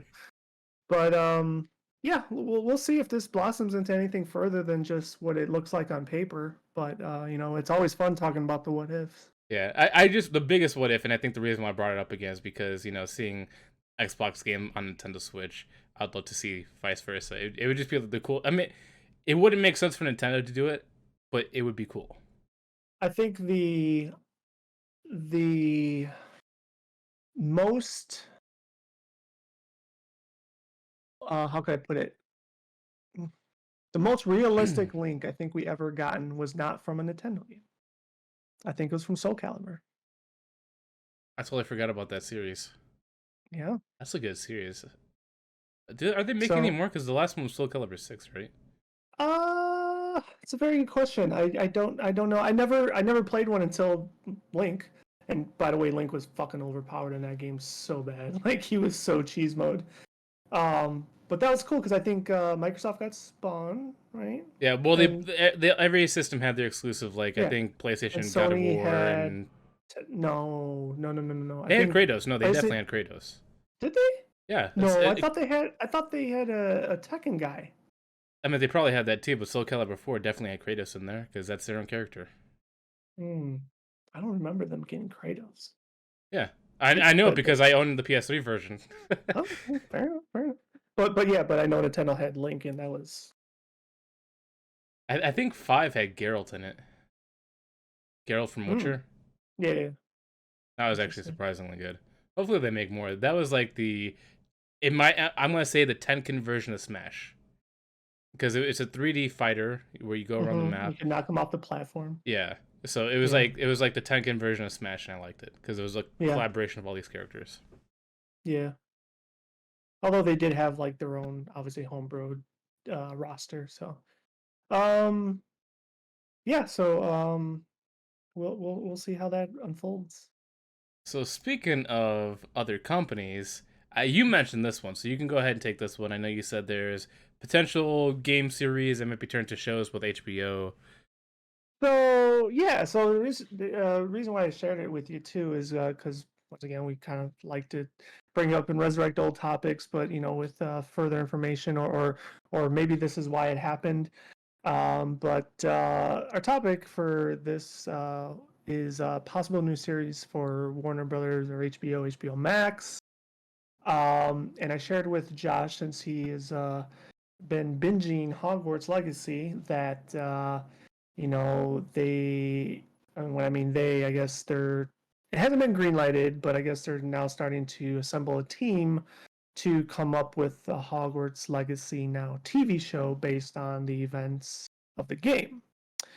And immediately I thought Josh would be all for it, but he mainly got hurt and did not like the idea. So I'll And explain why I don't like the idea, and it's not because they but couldn't adapt the show. Because David Yates, give him a director, he's fantastic for the series. As much as I love Hogwarts Legacy, the main story, there's nothing there. It's very flat. Like if I was gonna say any negative, the main story for Hogwarts Legacy is bad. interesting. And I I don't know mean, if that's because it's setting you up for like a sequel or like DLC, but it just uh-huh, feels like it ends, and you're like, what's the point of that? uh-huh. Well, I mean, the show I don't think, as we know, isn't going to be made exactly on the events of what occur in the main story of the game. It's probably going to utilize more of the time setting rather than because you had mentioned it's a prequel to pretty much everything, right? So they probably want to take advantage of that time setting, right? Yeah, if Um, they do that, like if they gave me like a founder's version of like Hogwarts, Godric mhm, Gryffindor, Salazar Slytherin, all mhm, that stuff, I'd be mhm, cool. Or even just like the people in Hogwarts Legacy, the keepers and all that stuff before that, I'd be cool mhm, with that. Or Goblin Rebellion, give me that, mhm, sure, but mhm, don't give mhm, me Hogwarts Legacy story because that would mhm. suck. Yeah. So, so with that said, I guess that's now kind of being in the works. Also, like recently today, and I didn't share this with you, but I don't know if you've encountered it. They're also assembling a team to discuss. Uh, I mean, this wouldn't be on HBO Max or anything, at least not immediately, but more Lord of the Rings movies, and the Ring, or what was the one that was on Amazon? I guess Rings of is Power. not Rings of Power. I guess that's now being axed already. Well, they I still don't, have the rights to that. well, they The, own the rights to it, but I guess like I don't know. I mean, I know they're not the same companies, but like I said, I didn't read into it. I don't know what's going on, but Lord of the Rings as a whole, I guess now they're putting more efforts into movies rather than whatever. But so with all that said, that's just only a couple things. I'm sure there's other things that I'm missing or just haven't been made aware about. But we were recently talking about how they were cutting costs, right, to do possibly certain things, and maybe now these certain things are kind of coming to fruition. Um, so it's interesting to see what else may come up. Hence the topic, possible new series. And I don't know if you had any ideas or examples by that.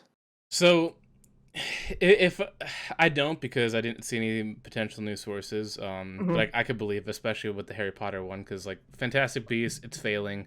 The only reason why is honestly because I think a lot of people are still upset that they canned Johnny Depp because he really made Grindelwald better, and also the way they're going because them separating from material has also been bad. But seeing the success of Hogwarts Legacy, people are still huge Harry Potter fans, despite whatever media wants to say. Mm-hmm. It would make sense to bring the money. Hogwarts Legacy still shows that it's still very profitable. I know people want to dive into that world more.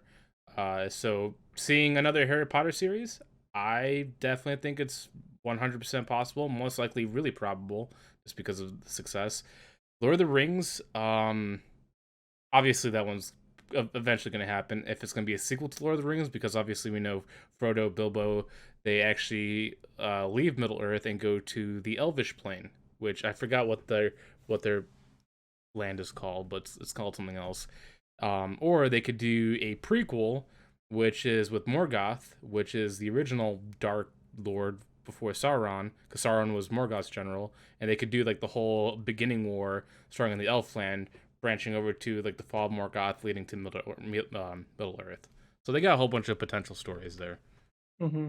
Oh yeah, I know they're not short of story, but just in the grand scheme of like new series, I'm pretty sure. I don't know if it's been fully released yet, but I know James Gunn had his new universe he's trying to set up with DC. So I'm pretty sure, much like Marvel, DC is probably going to have its own exclusive shows that will probably be on HBO Max. Yes. Um, Speaking of which, not to cut you off, but I yeah. know how we talked about this before in a previous episode. How Mhm. how what's his name? Michael Keaton's Batman series Yep. was canon, and all that stuff. It Yeah. turns out they took all that footage that they had for him and they matched it up with Flash's movie, so they could still use that footage, and that's what you have now with these three different Batmans. So I love how they were like, instead of making individual movies, let's combine it to one movie. Yeah, I think, and that's what has me intrigued. And I don't, yeah, we didn't get to talk about that because I wanted to talk a little bit about Super Bowl commercials and not to go fully off It's topic still with here, but HBO. yeah, no, it kind of is like because we're talking about DC, which a lot of that shit's probably gonna land on HBO Max or whatever. Um, when I saw the trailer, I was floored. I was like, holy shit, this is fucking awesome. And because they showed Ben Affleck still in it too, and we talked about this, right? And despite the drama with the actor that everybody fucking hates now, um, the movie itself looks good. And I know already people want to boycott because of Ezra, but I'm not going to do that because of one person. Like I feel like you still have to, dare I say it this way, give respect to the other people that are part of the production and gave all that they needed to give for the movie to happen. To just boycott one person, like I'm not going to do that. Especially since, in my opinion, the trailer looked pretty badass. And how you talked about it and how you suggested how, this is their way of resetting it now makes perfect sense, right? Because I think that's exactly what they're using this movie for is to reset it. Um, I think though another thing that people are upset about is that although they are putting that footage in and keeping Michael Keaton in, and then they have Ben Affleck in it, I think I read that Henry Cavill still his footage was still left out, and that's why you Yes. see the chick in it. So a lot of people are very upset about that, which I kind of get it. It's like, okay, you're catering to Batman, which I am a Batman fan, but it's like, okay, if you're gonna do it right, then just have all the OGs in there and give them the proper send off. What makes it worse though is that people are thinking that the girl, the Supergirl, is what's his name, Kara, or I I think, forgot. yeah. I forgot what his cousin, what Superman's cousin's name is. People are thinking that's her. I don't think that's her. I think that's actually supposed to be Superman's daughter. Mm. So I think they're full on 100% just replacing Superman with his daughter. Well, that would make sense with the timing thing, though. Doing future. Wouldn't it? Yeah. I mean, it makes sense because that doesn't look like Kara to me. It just looks like his daughter. Hmm. Interesting. I'm not too sure. I mean, and then like I said, people are upset about it now, but when the final movie does get released, who knows? Maybe they'll surprise everybody and still have Henry Cavill in some capacity. I kind of hope they do. I think with all the drama that surrounded him, that's been extremely unfortunate. I And just, and I'm sorry, go ahead. oh no, and like you could sit here and talk about what is and is not justified, but I think the characters themselves along with the actors deserve that send off in some capacity. Yeah, Even if it is a fucking 7 second send off, I don't care. Just do it. I like. I want to know what Henry Cavill did to make them so angry with him. like with Black Adam, he had full scenes made for Black Adam. They cut everything, and all they used was his voice and a silhouette of him at the end for Black Adam to show like this big thing. And I'm like, you set everything up for him to clash with all these people, but yet you cut him from everything. It's like, why would you do this? Everybody wants it. Yeah, it's just weird that they had this huge hard on to like get rid of him from everything. It's like we got to erase Henry Cavill from existence. He's too good for us. Yeah, I don't know. Like I think we have more insight and dialogue regarding the Witcher situation, but the DC one, not so much, right? It just really seems like a screw job of some sorts. Yeah, because like let's be honest, Uh, like Henry Cavill liked it because it's following 100% the Injustice Superman. Like the whole Injustice story was just laid out for them, but yet for some reason they don't like it. well, I mean, now with the gun under control, it's definitely being imploded and everything. I mean, I, I don't know. I really don't know. But with that said, I am intrigued for the movie. Um, it was just so nostalgic, just, yeah, nostalgic seeing that trailer with Keaton. But It did was you like, know yeah, something else with Michael it's Keaton's like, Batman? was it the suit? Yes, he Yeah. is the one Batman that actually kills people. Oh. Because if you look at the trailer, if you rewind it, there's a suit that has guns on it. Right off the nipples. Yeah, he's got holsters right on his side. There was some others like I didn't really watch a lot of like of those Easter egg trailers or whatever, when people dissect the shit out of them. I know there's some other stuff that came out of it too that people noticed, and I just totally forgot what they were. Um, but um, but yeah, I think it's kind of awesome. It's really cool. Now people are wondering if at all Christian Bale's gonna be, but I don't think No, I he's don't think gone his because name's been that's attached to Christopher it. Nolan. That's completely Yeah, different. yeah, yeah. So, but people were wondering. If anything, it'd So be Robert Pattinson, Ben Affleck, Michael Keaton, because that was the original three timelines that they were gonna have. yeah. But going back to possible new series, right? I don't know what else could be on the horizon. We know we're getting The Last of Us 2, but I don't know how much that's going to break the bank. Um, but as far as like big IPs, trying to think what else do they have out there that could be Well, one thing I worth can coming say up. is it's not a new IP; it's just a reused one. They Oh yeah, re or reuse. Yeah, this is, yeah, and this is what I'm hoping. I don't think it's gonna yeah. happen, but they really need to utilize Mortal Kombat Oh, because they've had multiple discussions on selling NetherRealm Studios, which owns the Mortal Kombat franchise, mm-hmm. and that's the only reason why Warner Brothers is able to use their stuff is because they own NetherRealm. So wait, does NetherRealm then also own Midway, or is Midway a thing of the past? Midway was the original developers, but then because they died off, they sold the rights and NetherRealm picked it up, and that's why Ed Boon's So with them. so so what's Ed Boon's place nowadays? He's with NetherRealm. So he still owns NetherRealm. I don't know if he owns it, but I know he was with them. Like he High works with them. stake. Yeah, Gotcha. because Warner Brother Interesting. owns NetherRealm. That's all I know.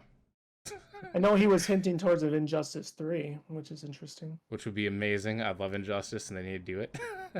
The only problem is it's kind of hard to keep doing the Injustice storyline because if you don't know what Injustice is, it's the good guys versus or it's good guys turn bad, It's a and, clash, yeah. and they've already had that with Brainiac, and they had alt Superman from different realities versus other reality people. Hmm. I don't know what the third one could be, but maybe Hmm. they could do something cool. Maybe it's like Joker doing gas converting him, where you got the zombie universe coming in. You see the zombie dead versions of these heroes. I don't know. There's a Yeah. lot. There's things. I unfortunately did not play 2. I played enough of 1, and I did enjoy it. I thought it was well done, and 2 did look amazing as well. I just didn't get my hands on it. But yeah, I did see a tweet with Ed Boon kind of like, teasing. So I'm pretty sure it's been in the works. Um, yeah, I remember did watching a lot of the 2 footage and watching like the story endings and stuff. And yeah, it's a well-made game. It almost makes Mortal Kombat look like it's on the back burner. Like Yeah. seriously, it does. And not that I'm a huge Mortal Kombat fan, but I do have some bookends on my shelf. Um, I feel like a lot like Street Fighter. I feel like the fighting games have kind of. Well, I'm not gonna say Mortal Kombat's on the back burner. I think it's two things because obviously both games are usually out for like 5-6 years. They have some time to cook, and they usually alternate like 3 years, and then they make Injustice 3, and then another 3 years Mortal Kombat 12 or 13 or whatever. The only problem is, the DC already has comic books they can use as material, while Mortal Kombat has none of that, and they got to create themselves. Well, no. I guess even just the play style of the game itself, like I feel like Injustice is done better than Mortal Kombat. I guess that's more what I meant with it. I mean, they're almost molded the same, I feel like they're but the same. like, I mean, I don't know why. I just feel like Injustice in some capacity a little bit more molded and a little bit more polished. Well, I think that's also due to the fact that they have the comic books to look at characters' abilities instead of having to Hmm. create their abilities. They could just use comic book abilities and scale it to game, if that makes Yeah, sense. no, it does. It was part one that had the broken flash, right? I Where you think could both of them constantly have spin. Flash. No, I know they both have it, but which one had it broken? Where you would do the super fast move and you just kept them spinning, and you could like literally just chain it, and there's nothing you could do. Absolutely nothing you could do. They probably fixed it in a patch, but at the initial release, like it was banned online. So I Like know you, that move is in both games, but if it was broken, it'd probably be in one. it was probably one. Yeah, I just remember being a thing, and it was just Yeah, so funny. dude, he There's just like nothing you could do. Absolutely, like you got it started, and you timed it. well, You it's funny dead. that like there's like with both those games, there's always a character that's broken, especially if they have like a quick attack combo. Like Aaron Uh-huh. Black, if you played Mortal Kombat, his just quick rapid shooting and his traps would just stun you forever. Flash was the same way. His quick jabs and kicks and that twirl, you just couldn't get out because his attack combo was too quick for you. So Yeah. I feel like But I that's just think a the staple. good thing about like today's age is like thankfully you could patch those things. So, um, But going back but to what I was originally talking about, the reason why I yeah, think Mortal Kombat's gonna be a thing is because I'm seeing a lot of, how do you say it, nostalgic videos of like obviously Toasty coming back, going more in depth on that, and also original character models or original actors that portrayed the characters, then coming back, and then it seems like they're hinting towards something else with like these. I'm trying to remember what it's called. It's an animated series, and it's called like Mortal Kombat Legends. It seems like they're trying to take more of those stories, but adapt them more towards live action. Like have like a standalone Sub Zero movie, a standalone Scorpion, or just focus entirely on Outrealm with Shao Kahn and them, or the Elder Gods. hmm And that's why I think that they're um, gonna make something. yeah. I mean that would be fine. That'd be cool. I just think like at some point you kind of fiend for that clash, right? Like, um, but it's just so challenging, and I think that's why like the movies like as hyped as they were, and I enjoyed them all to some capacity. It's just so tough and so challenging to do and achieve when it's a fighting game, right? Like yes, they have stories, they all have backstories, but the ultimate storyline is a tournament and they fight and they kill each other. Like No, turning that into the first two games were a tournament. The rest of it was full on invasion of Outrealm and Earthrealm fighting. Our military force versus their forces. Total collapse. Armageddon's happening. All fighters are coming together, and with the other combined might, the world's ending because it can't take their power. Like it's not just a tournament. It's just nonstop, all out chaos because of fighting. It's not just tournament rules. Fight. like round one. Fight. But you know, if that happens, like I said, I think it'd be cool. And like I said, when you mentioned like Legends, I think it was that Sub Zero standalone game. What was it, Shaolin Monks? Was it Yeah, called? I know Scorpion. we No, talked well, about it. it wasn't. It wasn't Sub Zero and Scorpion. It was actually Liu Kang, Kung Lao, that were the original characters, and it was Shaolin monks. But you could unlock Okay. Scorpion and Sub Zero as like DLC or like additional characters if you beat the game or put a cheat code in. Oh, okay. Well, I remember playing that, and I once again, That was good. well done. Yeah, it was good. It was I like actually have it okay, right there on my shelf. like as a one off, right? Yeah, It was full and complete. It was awesome. It was great. Um, I thought we did get a Sub Zero one version. I'm almost positive we did. not like Shaolin monks. No, I want to fact check that. go ahead, fact check it. No, I mean, I'm not gonna do it right now in the middle of the podcast. I know you like doing stuff like that, so you could do it. No. But yeah, I'll look into it. I'm almost positive there was some sort of Sub Zero standalone game. But anyway, um, yeah, I don't know what else. Like I said, I did talk about maybe my fandom of AEW possibly landing all their content on there.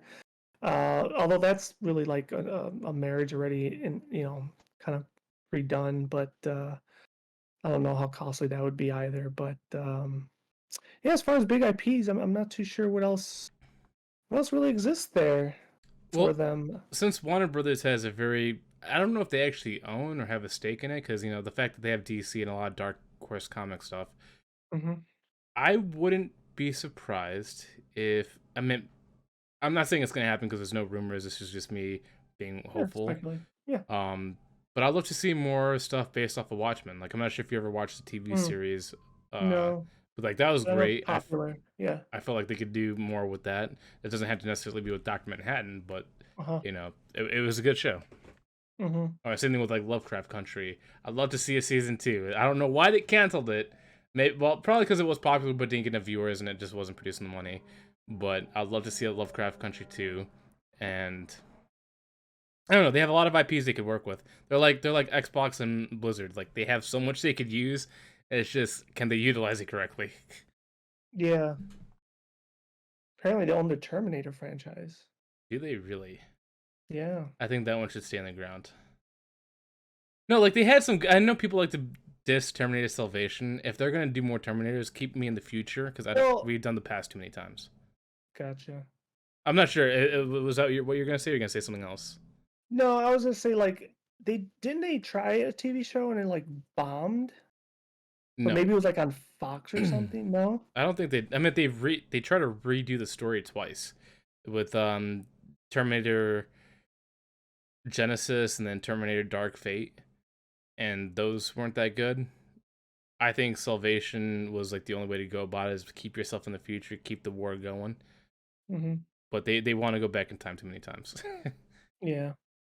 I mean, it would be, like I said, I don't remember fully if there was a TV show, but that could be. We are talking about new series, so Speaking of um, stuff, supposedly, okay, this is possible stuff. I do remember seeing this. I don't know if this is accurate or not, but because hmm of The Last of Us being on HBO, hmm supposedly there's more talks for more what's it called?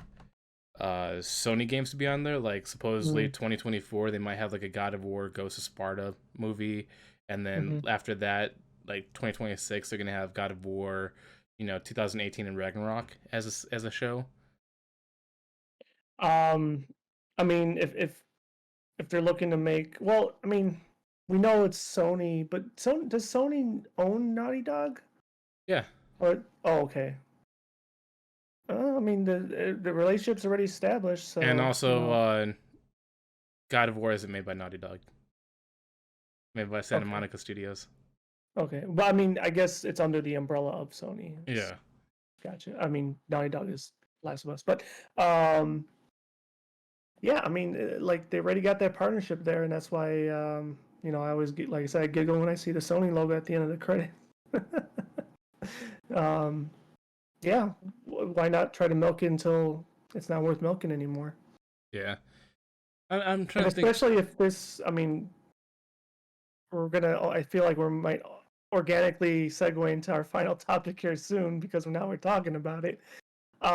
But if this show does intend to only be a couple seasons, well, then you think that they want to then segue into more video game IP, and by that time happens, they could have one ready, whether it is a God of War, um, or maybe Uncharted. Although they did the movie already, and that wasn't well received, but who knows? Maybe they want to redo it again. I don't fucking know. Imagine a Resistance movie or Fuck show. yeah, dude. Give that to me, man. Sign me up. I'm trying to picture of like how they could do it. Like obviously we have the games. The games are good. Like I just want to see Resistance 2, like this, the Battle of Chicago with all those ships in the sky and everything just going crazy. Yeah, that I'm, level was awesome. I'm trying to think of like, has there been like a movie or show that's done anything of that caliber that could like be like a Oh, like because it's not zombies, it's alien invasion, right? Like yeah. I mean, I can't think of one. You could say Mars Attacks, but that's like slapstick. It's like it's not meant to feel real, like I guess Independence Day with the dramatic aspect, but you never get to see the aliens, right? Uh, Um, Now that I think about it, actually, because I don't think there's actually been like a good physical media that represents that. but I feel like a person that could do it is the guy that made the Planet of the Apes series, the new one, the new trilogy, Mm, because the way uh, they animated the apes, and also the same guy that does like the actual physical motion, he's so good that they even hired him for The Last of Us to create the bloater and walker stuff. mm. So imagine him doing the Chimera thing too. Yeah, sign me up for that. I'll be all on top of that. Talk That'd be about cool. resurrecting something old, right? Yeah, Kind of on one of our previous because podcasts. Yeah, because I that's mean, a I'll be series all that for could it. be good for like TV. Yeah, if done well, like I guess, and you know, like I said, we're gonna segue here soon. It's kind of a little early spoiler, but going back to Last of Us, I guess if I were to say a negative thing now for all the episodes I've seen, there really is a huge um, lack of presence with the you know whatever you call that species or whatever the zombies, um, and I would not want to see that with Resistance. Yeah. So like if it's gonna be done, like you got to give it to me big, right? um, but we'll see. You gave me a boner, congratulations. Hmm. um, but with that said, do you want to organically segue into our final topic? Sure.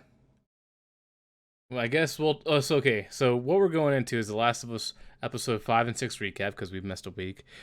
So we're only going to be talking about those two episodes. So if you haven't watched it, this might be the time to tune out. But if you're interested, you can join us and talk about it with us. Um, but let's start with episode 5 because that was the first one. Uh, I think I've seen a lot of criticism on the internet saying it was like one of the weakest ones, is boring, whatever. I think it was one of the best ones I've seen. Best episodes that they've had so far. Are you sure you're not getting that twisted with episode 6? I've seen it for both of them.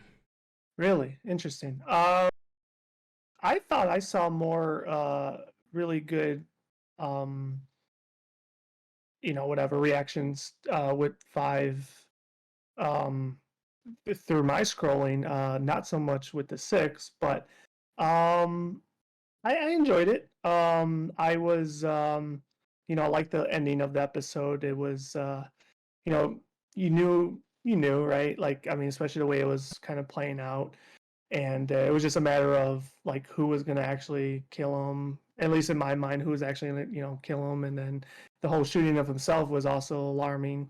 But I thought they did that sequence like really well, especially the actor too. Like, you know, just the whole like what happened? Like, did I do that? Like, Yeah, oh like, it fuck, I was did just that. immediate And then shock.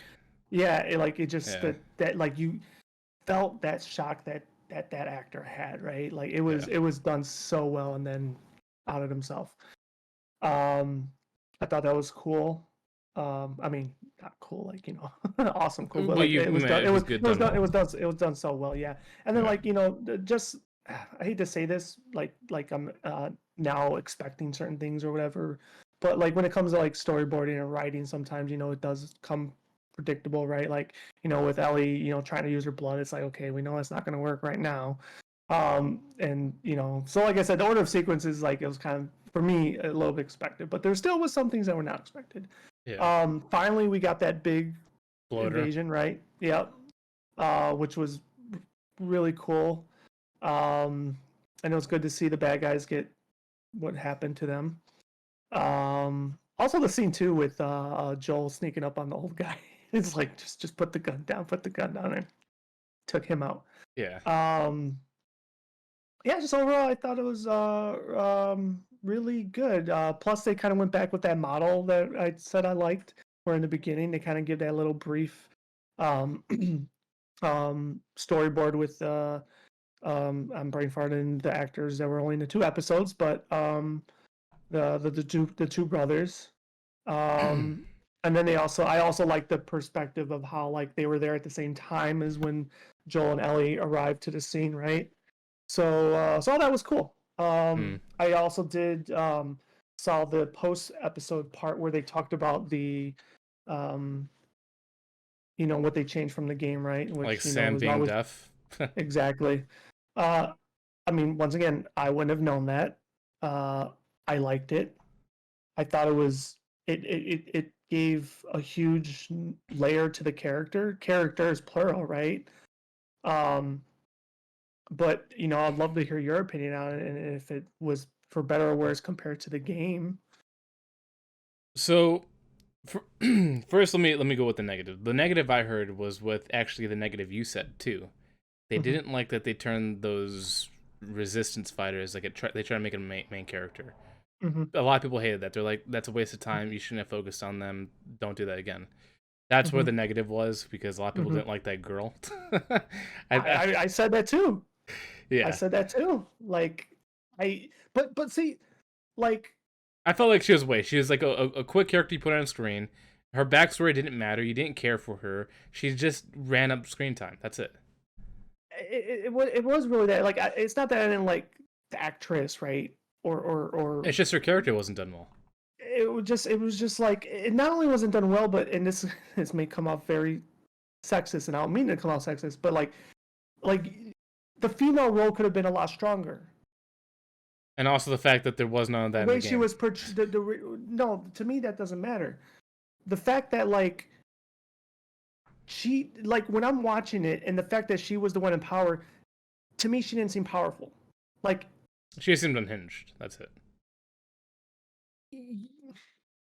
Like there was no she order. It didn't was just sell it chaos. well. She now that would be the actress's problem maybe, but like I just felt like if the and I'm not saying it had to be a man, and that's why I'm like I don't want to sound sexist, but like if it was gonna like she needed to be more powerful. It had to be like she didn't feel powerful to me. Like and that was probably like I said the lack of storytelling or whatever. Like it just it didn't work for me. I don't think the Um, power thing is what people had an issue with. I think they just seen it as like a waste of screen time. But I wouldn't say it was a waste of screen time. Like okay, if you fully removed, I don't know if you want to say the entire entity or just the characters or whatever, then what's the point, right? well, Like, she's not a I character that mean, mattered. Like she wasn't even a character at all. Like they just add that as like filler. That's it. no, I get that, but like I said, you take away their characters, right? Because then what? They're just a group of people, right? Yeah, That just work together. You have to have those dynamics, and I understand that. But what my problem is they didn't like the guy seemed strong. But he was like the backup guy, right? Like he was the muscle. yeah. He had the gun, the big guns, both, whatever. She just didn't come off as a person that a whole colony of people should be following. Oh, I agree. Yeah, That but that was my thing, and it may be a disrespectful take, and dare I say I don't care, but that's my opinion. I don't think anybody would argue because nobody cared liked her. But so going on to the second part is Sam being deaf. Mm-hmm. This is another one of those scenarios where I like it and I don't like it for different reasons. Like I think it's cool that they showcase what a deaf person would be like in that world because it's probably 3 times more scary than what a normal person would be.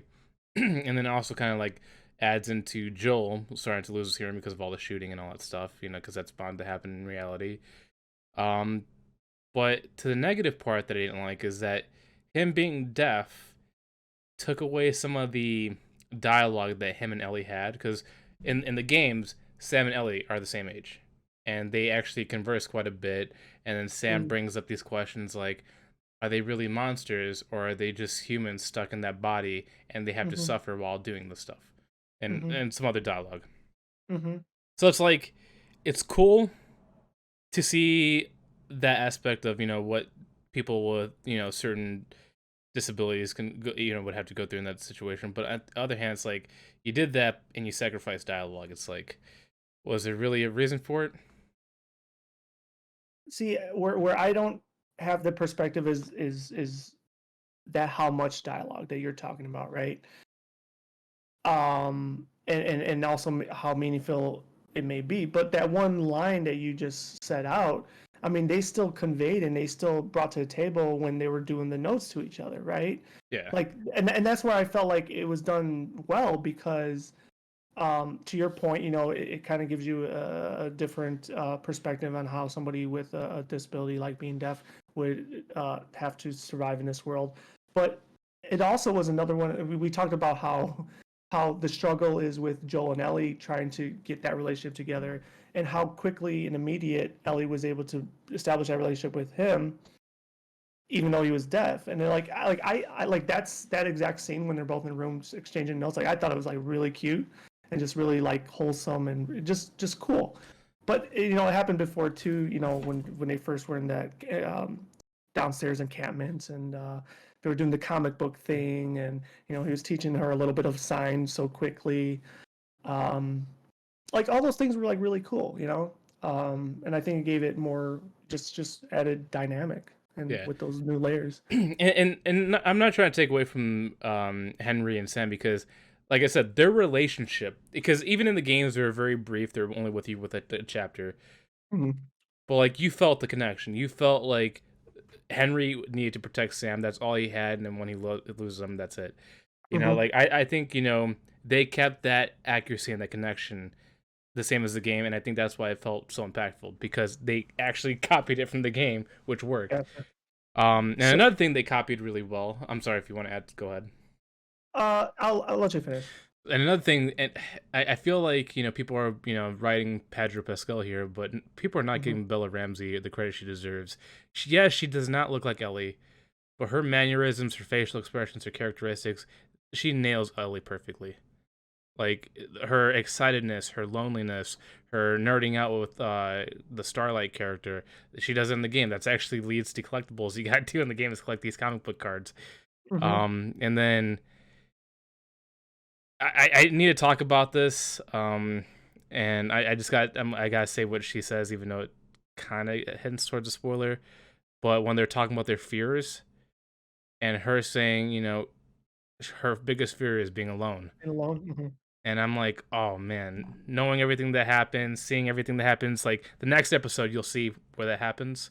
I'm not gonna Mhm. go into spoilers, but like Mhm. just seeing like the life Ellie's lived and hearing her say that line because she said it in the game too. I'm like, it hits extra hard, man. Gotcha. And I was just like, oh, she did it well. Yeah. Um, the one thing I guess, besides talking about the other actress and how I guess people were in line with me in my thoughts, the other thing I would say I didn't like, or at least I had a hard time understanding and putting together was like you said, the Henry and Sam relationship. Them two alone, I felt were really good, and uh, Henry is the older one, right? Henry's the other one, yeah. Yeah. So like where I was confused was like his, dare I say, backstory or character, right? Or the added layers they were trying to give him, because like they kind of made him first seem like, because what he was saying, he was like a back like an agent or something, or So like he was well, all he was an informant, an and informant. and There you people go. hate rats. That's what that Yeah, yeah, is. yeah. So like he was saying that, but then like when back in that bunker thing, then they try to like make him really bring out his soft side, and then he like later like kind of like, I thought he said something like he was making something up and like once again like lying No, again with being he kind of informant. yeah Like that's kind of what he does, and it's like it started kind of rubbing me off the wrong way. I was like, okay, I'm starting not to now like this character, I think you're and just I being don't too know. picky. I think the Okay, reason why maybe, he did that maybe. is because even though he was just being an informant to survive, to save his brother, he still felt bad because of him ratting. He killed people, so it's like he did it to save his brother, and he did it for a caring reason. But at the same time, that caring reason hurt other people. You know what I mean? Hmm. And I think Hmm. that's Hmm. why he reiterated is like I did it for a good reason, but that good reason also was a bad thing. Hmm. And Hmm. and this is another thing that goes forward into The Last of Us I love so much is the duality of perspectives. Like to one person you're a hero, to another person you're a villain. And that's what Hmm. Henry represented right there. Yeah, exactly. And that's what I thought was So good. yeah, maybe I'll have to like rewatch certain things again, but like yeah, like I don't know, there's just something wasn't adding up to me. I'm like, like I'm like either I'm missing some or not finding some, but like whatever it is, I'm not liking it right now. I But mean if you don't ultimately, like it, you don't like it. That's fine. well, I mean, it was a small thing, right? Like I mean, the grand scheme of things, like I enjoyed thoroughly, but yeah, I think that kind of sums up episode 5 for me. Um, Oh, hold on, there's and one more thing I'm trying to think about. Oh yeah, another negative, and this is a very minor negative. Sure. But you know the weird connection that they had with the zombies, whatever you want to call them, the infected. In like the second episode, they show like trying to connect and kiss Tess Yeah. and make the tentacles. Yeah. I was like, "What? That's such a weird addition." And you were like, "Oh, it's just to show that they want to spread infection." And then this Hmm. episode, the infected dude, the complete opposite. They just tear him They apart. So just it's wanted to kill. yeah. Yeah. So it's like, Yeah. why they add that little detail when it was just a waste of time? It's like just keep it to the original source. That's another negative I had, but then another negative I've seen a lot of people had. It's like, why show that them trying to infect somebody when this one it just shows them ripping them apart? It's like you're basically contradicting yourself on these infected. Yeah. It's hard for me to think of anything to defend it right now, but um, yeah. Is it possible? Is it possible maybe because she was already infected?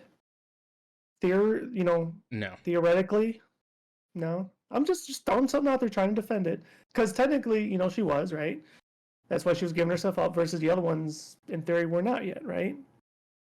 So they're trying to, and then they're gonna kiss him. I don't know. But it also too, just to kind of put a separation, like the regular ones, I would agree with you, but like the bloater one, like come on, like you're not having that one start a make out give session with everybody. give you a Like, big old he's gonna bear come to hug, destroy some shit. dude. The way the bloater goes after I don't know what the guy's name is. He's the guy that plays Tommy in the game, but Yeah, the way he just I'm like, dude, that's exactly what happens in the that, game. They just tear you apart. You're gone. that's awesome. That was like a fucking Goro move, man, like from Yeah. Mortal Kombat. Finish him. Like it was just Yeah, weird that that he was stood there and just that's took it pretty too. dope. I mean, what are you gonna? I mean, he Run. tried, right? He probably put like fucking 70, 80 bullets in the damn thing, right? But I know but you want to move on to the next one, but another thing that I have a negative with is that no, keep they going, man. they have such a I mean the infected, the people that do the cosmetics, the movement for the infected, they are just perfect. Why are they? I mean, obviously it's probably a budget thing, but they're Hmm. so underutilized. Like you have the best infected that you could ever get, and they're not being shown correctly. Like you only have that one scene where they actually look intimidating. So, I mean, that's kind of a point I brought it up a little earlier, and the point I was going to bring up with episode 6, because kind of segueing and also, not trying to rush diving into it, but episode 6 didn't, once again, didn't even have not even one in it, right? So far, the Not only one. time infected was available was episode 2 and episode 5. That's it. No, there's more. There wasn't one in episode 3. There wasn't one in episode 4. I don't think.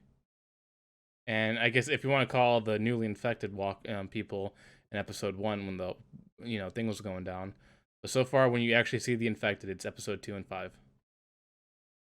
when they're There full infected forms. was none in 4. I'm trying to think back now. Because 4 is just them versing humans and them driving towards the city and then meeting the bandits and then them hiding, and then that's when Yeah, there was none in 4. They've only showed it in 2 episodes so far. And yeah, the way this is going, I mean, there's going to be an infected in the next episode. I know that much yeah. because that explains the backstory. But Hmm. the final ones, there's not going to be infected because it's all about humans. Interesting. Yeah. I mean, like I get it. I mean, dare I say, Walking Dead had this problem too sometimes. But I mean, Oh, they Walking Dead. utilize zombies very well in The Walking Dead. Well, I mean, no, they did. But I mean, what I'm getting at is I'm sure they had a fair share of episodes where they didn't even show one. Not many, but like, in the grand scheme of things, this is only one season, right? But I can tell you this: um, I think Walking Dead had a zombie in every single one. Even if it you was think just that was one true? zombie, Even if it they was just had one. one, Yeah, them like just quick just a stabbing pan. or quick stabbing in You're, the head. yeah, you're probably right. But okay, with that said, I'll retract that. But segueing to episode 6, because we are talking about it, there was not one in there at all. And not to defend it, because well, you played the game, so it's probably true. There probably are some out there in the fucking freezing cold or wherever the hell they were at. Where were they at again? They were at Colorado? No. They're supposed Where to did be they in go to? Montana, but I think they're in Colorado now or something like that. and then they needed to go to Utah next time. Anyway, like once again, I don't know if they're allowed to be alive in that type of cult. Yeah, okay. So like I said, these are things I just don't know. Not trying to blindly defend, but yeah, there was not one there. Um, the episode, you know, so I it's gonna be this is gonna be a hard episode to talk about because like not because of how the ending happened, but there's things I want to continue to talk about, but I don't want to be spoiled because I there's won't spoil it.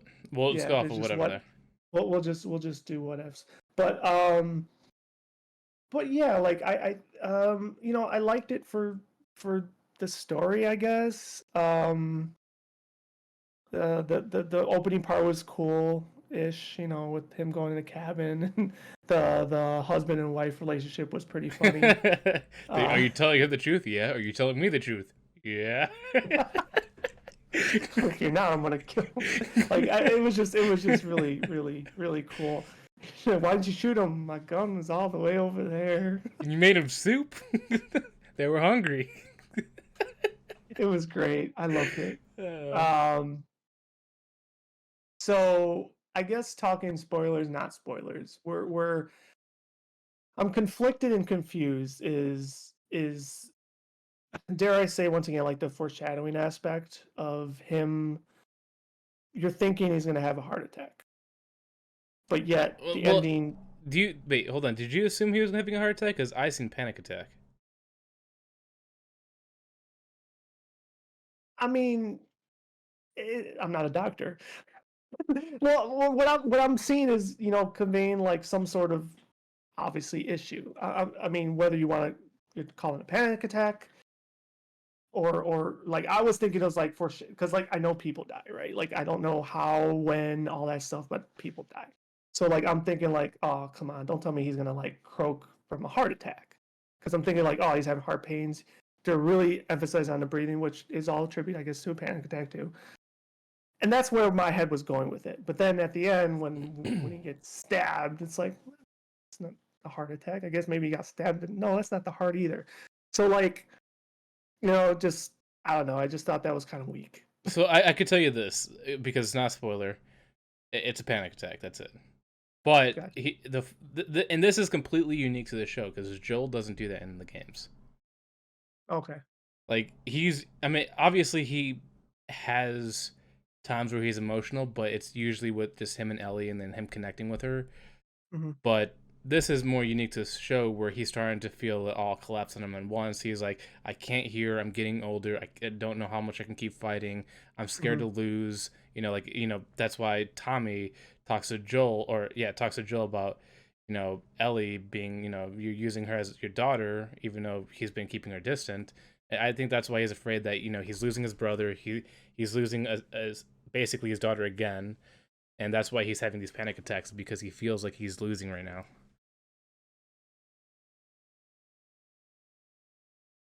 Hmm. And then like the other thing too, like now I also feel like there's like untold story too, where like um she always mentions, and I say always, it's probably only happened twice, but how he mumbles in his sleep. And it's like, what exactly is he mumbling? Because if she barely learned about his daughter in this episode, like what could constantly be going through his mind and what's his issues as to like, whether it's his fears or whatever, you know what I'm saying? Like I feel like there's a dynamic there that's missing that dare I say is important. Well, so I'm gonna give you a reason why it's up because the events that are happening right now are actually out of place. The events that are happening now actually don't happen until after the end of the game because it's like considered the DLC time. Mm. But I guess they're like, let's move it forward and connect it to the ending. But really, this happens after the game because it's leading towards the second one with the DLC, and that's why this episode is kind of weird how they're doing it. But I guess if they don't do it now, they can't do it later because then it wouldn't make sense to keep going forward. But the events are out of order. So like there's more things I want to say, but now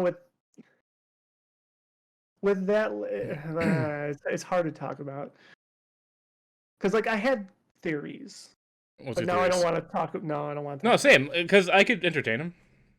no, because I want to. No, I just don't want to now. Okay, listen. the show is different than the game, so I don't know what's happening in the show because So clearly they okay, switched it up. fine. I'll do it. So my theory is he's not dead. That it's her dreaming, and then she's gonna wake up after this next episode, and he's gonna say, "Hey, you're mumbling in your sleep," and she's gonna be like, "Oh my God, you're still here." This is my theory, because like I feel like Do you want to rate your theory like 1 out of 10? you can go ahead, and the reason why I'm thinking that is, once again, I mean, there's a bunch of reasons, but like one might be a dumb one because I feel like it's too early to kill him. Uh, and then like I know it eventually he does, but like I just feel like the placement's wrong. And then the next episode we know is an origin for Ellie, so I feel like that's going to be a whole time for her kind of dreaming, and it's all going to be a nightmare. And then that last part of the episode was part of that nightmare, and then going to wake up, he's going to be there, and like it. But like I said, that's just my theory. I'm gonna rate your theory a 3 out of 10 and no, she's not dreaming. That's fine. But see, that's why I didn't want to talk, because like I feel like it's also spoiler. Well, like it's like no, like he's gone. It's like, okay, fine. I didn't say he's gone.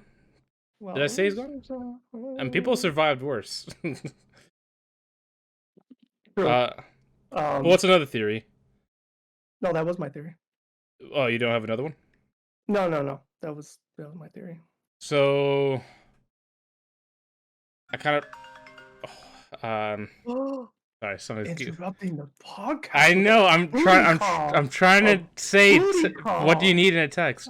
But no, your theory. How do I say it? It's not a dream. That's all I'm gonna say, and that's it. Fine. It's all good. But so anyways, not that we segued out of that in my theory. Everything else with the episode. I'll tell you one thing I really didn't like. That drove me nuts. And it kind of goes hand in hand with what's this species or brood called or whatever? Here, What are do they you mind called? if we put a pin on this for like 1 minute so I can go do something real quick and come back? This will just be like Sure, one of those cut things. Sure. This is brought to you by nothing, because we have no sponsors. Would you like to be our first sponsor? We will pay you nothing, but we will take you as a sponsor.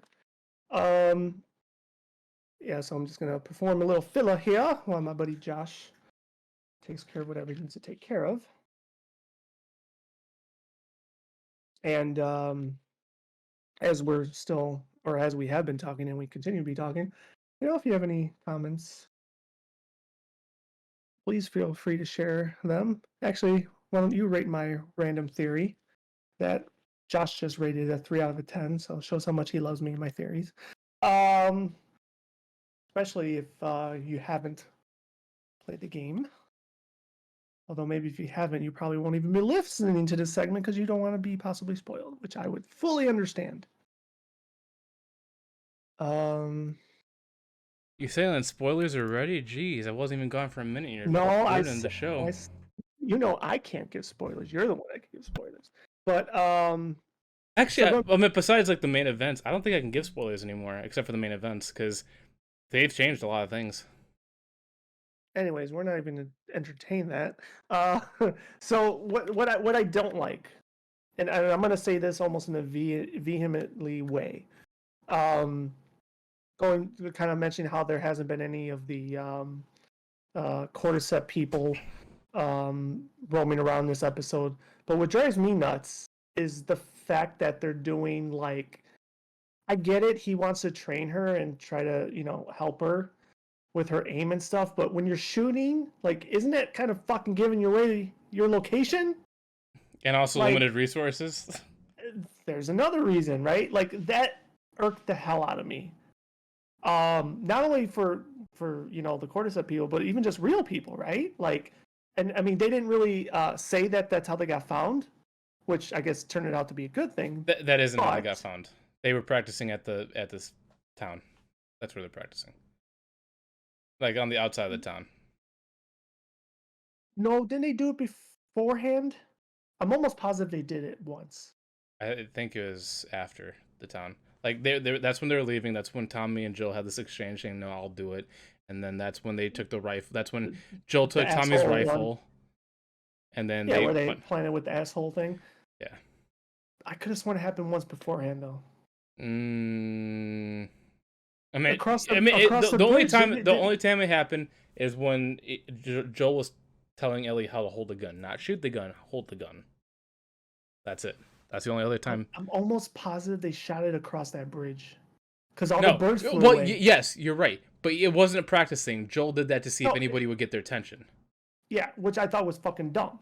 It's Well, like, why it's would you? smart to see if anybody like shoots. Like you're on the ridge line, you shoot up. If somebody shoots at you, you have cover, and then you move.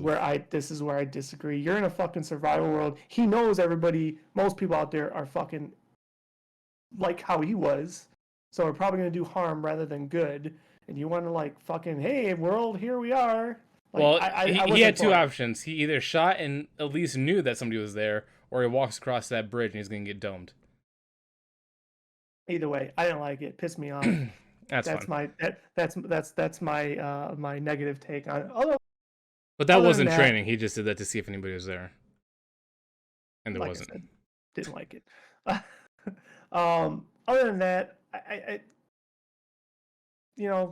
thought everything else was fine. Um, don't really have anything else negative then to say. One thing I have to say is that they're doing humans in a horrible way. Like in the game, not every human has to have a connection. They're just there to give a threat. And I feel like they're trying too hard to make every character you see have some kind of connection. And I think they need to stop doing that and make it more of a survival situation instead of actually making an emotional connection. Because you kind of Mm, see the survival part when Joel and Ellie get surrounded by the townspeople, and you can see him get correct. fear. Mm-hmm. But then, like in the games, he would figure out a way to like get out of that and all that stuff. Obviously, that's a gameplay thing, but Yeah. at least it gives you a sense of survival fear. And I feel Mm-hmm. like the only time we had survival fear was in episode 2 with the clickers in the museum. Yeah. Well, and then episode 5 when they're running to trying to get to the house. Um, no, I'm with you. It's been an interesting show in those regards, right? Because we're so used to like the Walking Dead of the world, right? Um, and that could be of that's your great opinion on how things are being portrayed, and that's fine. I don't know if I'm fully behind you in that regard. Like I think at some point you need to have that, right? I mean, Well, once again, that's the thing is that the game does have that, and it's done in a good way where certain characters, like certain, how do you say, like they're not like bosses, but like certain end villains that lead to a certain point. That's where you get the connection, and that's where you need it. But the rest is just that survival, feeling. That's it.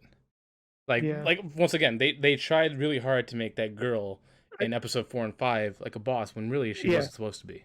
correct. And then even to add on to your point, like I think even certain dialogue tries to add that layer, right? Like even when Tommy's wife is talking with Ellie, giving her the haircut and saying, the people that hurt you the most are the people that you trust or whatever. Like, once again, I don't know if that's foreshadowing for something that's going to happen, but like, that kind of dialogue adds to that mindset, right? It's like, okay, well, here you have this town that's everything's hunky dory, but now you're planting the seed of who do I actually trust, right? Um, so I don't know, like there's things like that too. Um, Well, I don't know if it's see. I see it as two ways. That's one way, but I mhm. see it as if you're a veteran, you're hardened and all that stuff. If let's say you have a loved one with you, and that loved one gets hurt or they're surrounded, you will put yourself in a dangerous situation just to protect them when normally you wouldn't have if you didn't care for them. That's another way to look at it. Like you're willing to expose yourself to harms because of you caring for someone else.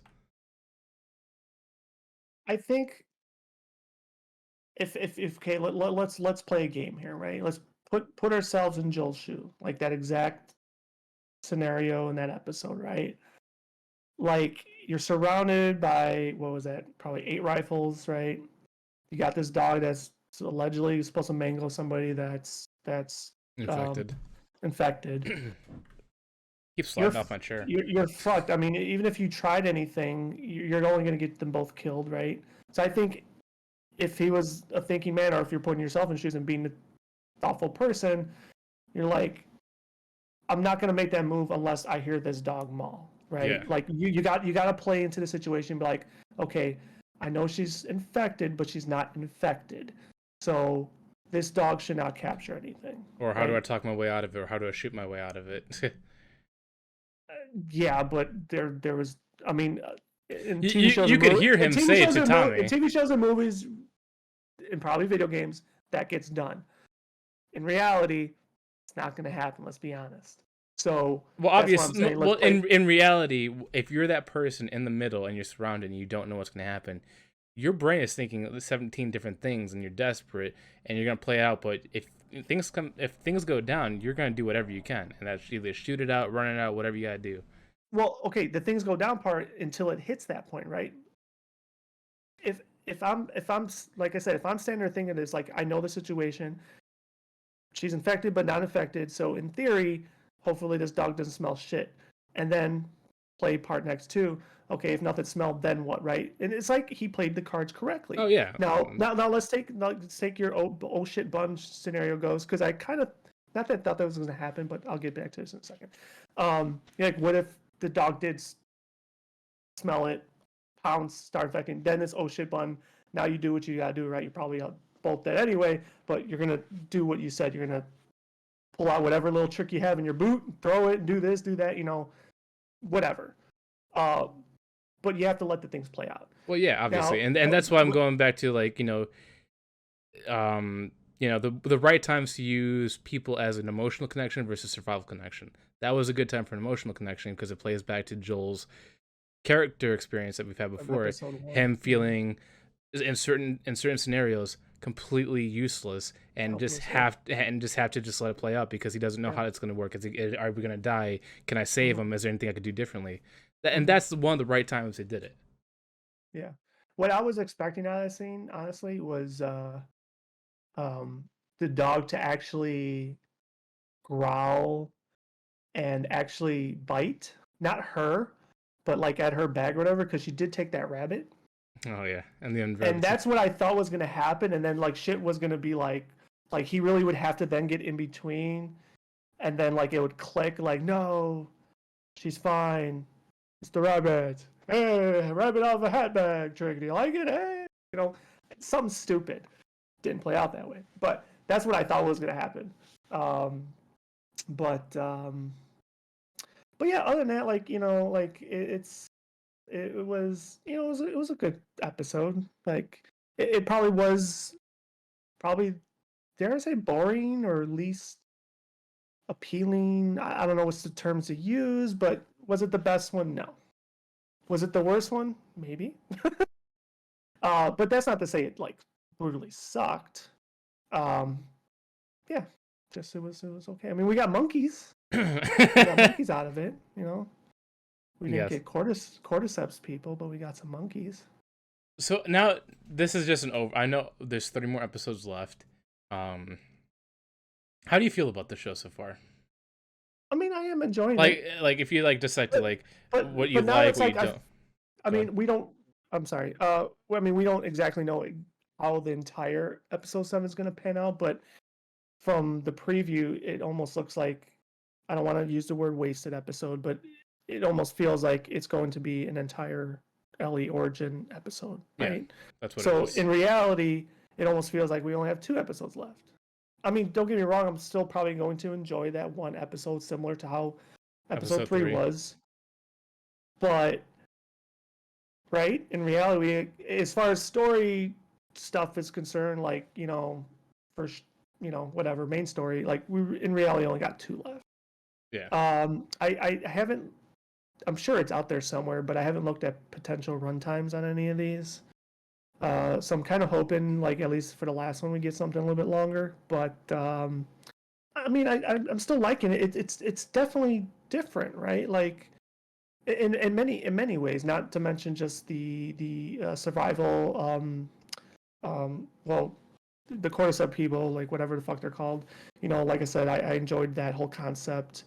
and everything, so that's different. But even just like I said, the model of not only the episodes, but just now as we're going to 7 as a season as a whole, like it's been a different viewing experience, right? Um, Like story wise, does it feel like linear and makes sense? yes, It does. it feels linear, but where I will say it doesn't necessarily feel whole either, right? Um, it's doing good. I think like probably when this whole season's done, I could put a bow on it, right, and kind of critique it a little bit further because there is still episodes left. But like it's I don't know, like it's hard for me to say it's rushed because I didn't play the game, but you would know that more, and your initial thought process was whole season was to be whole game one, and I think it's aligning itself with that pretty good. Um, I don't know. It's hard to say because not playing the game, I don't know what content has possibly been just missed as a whole.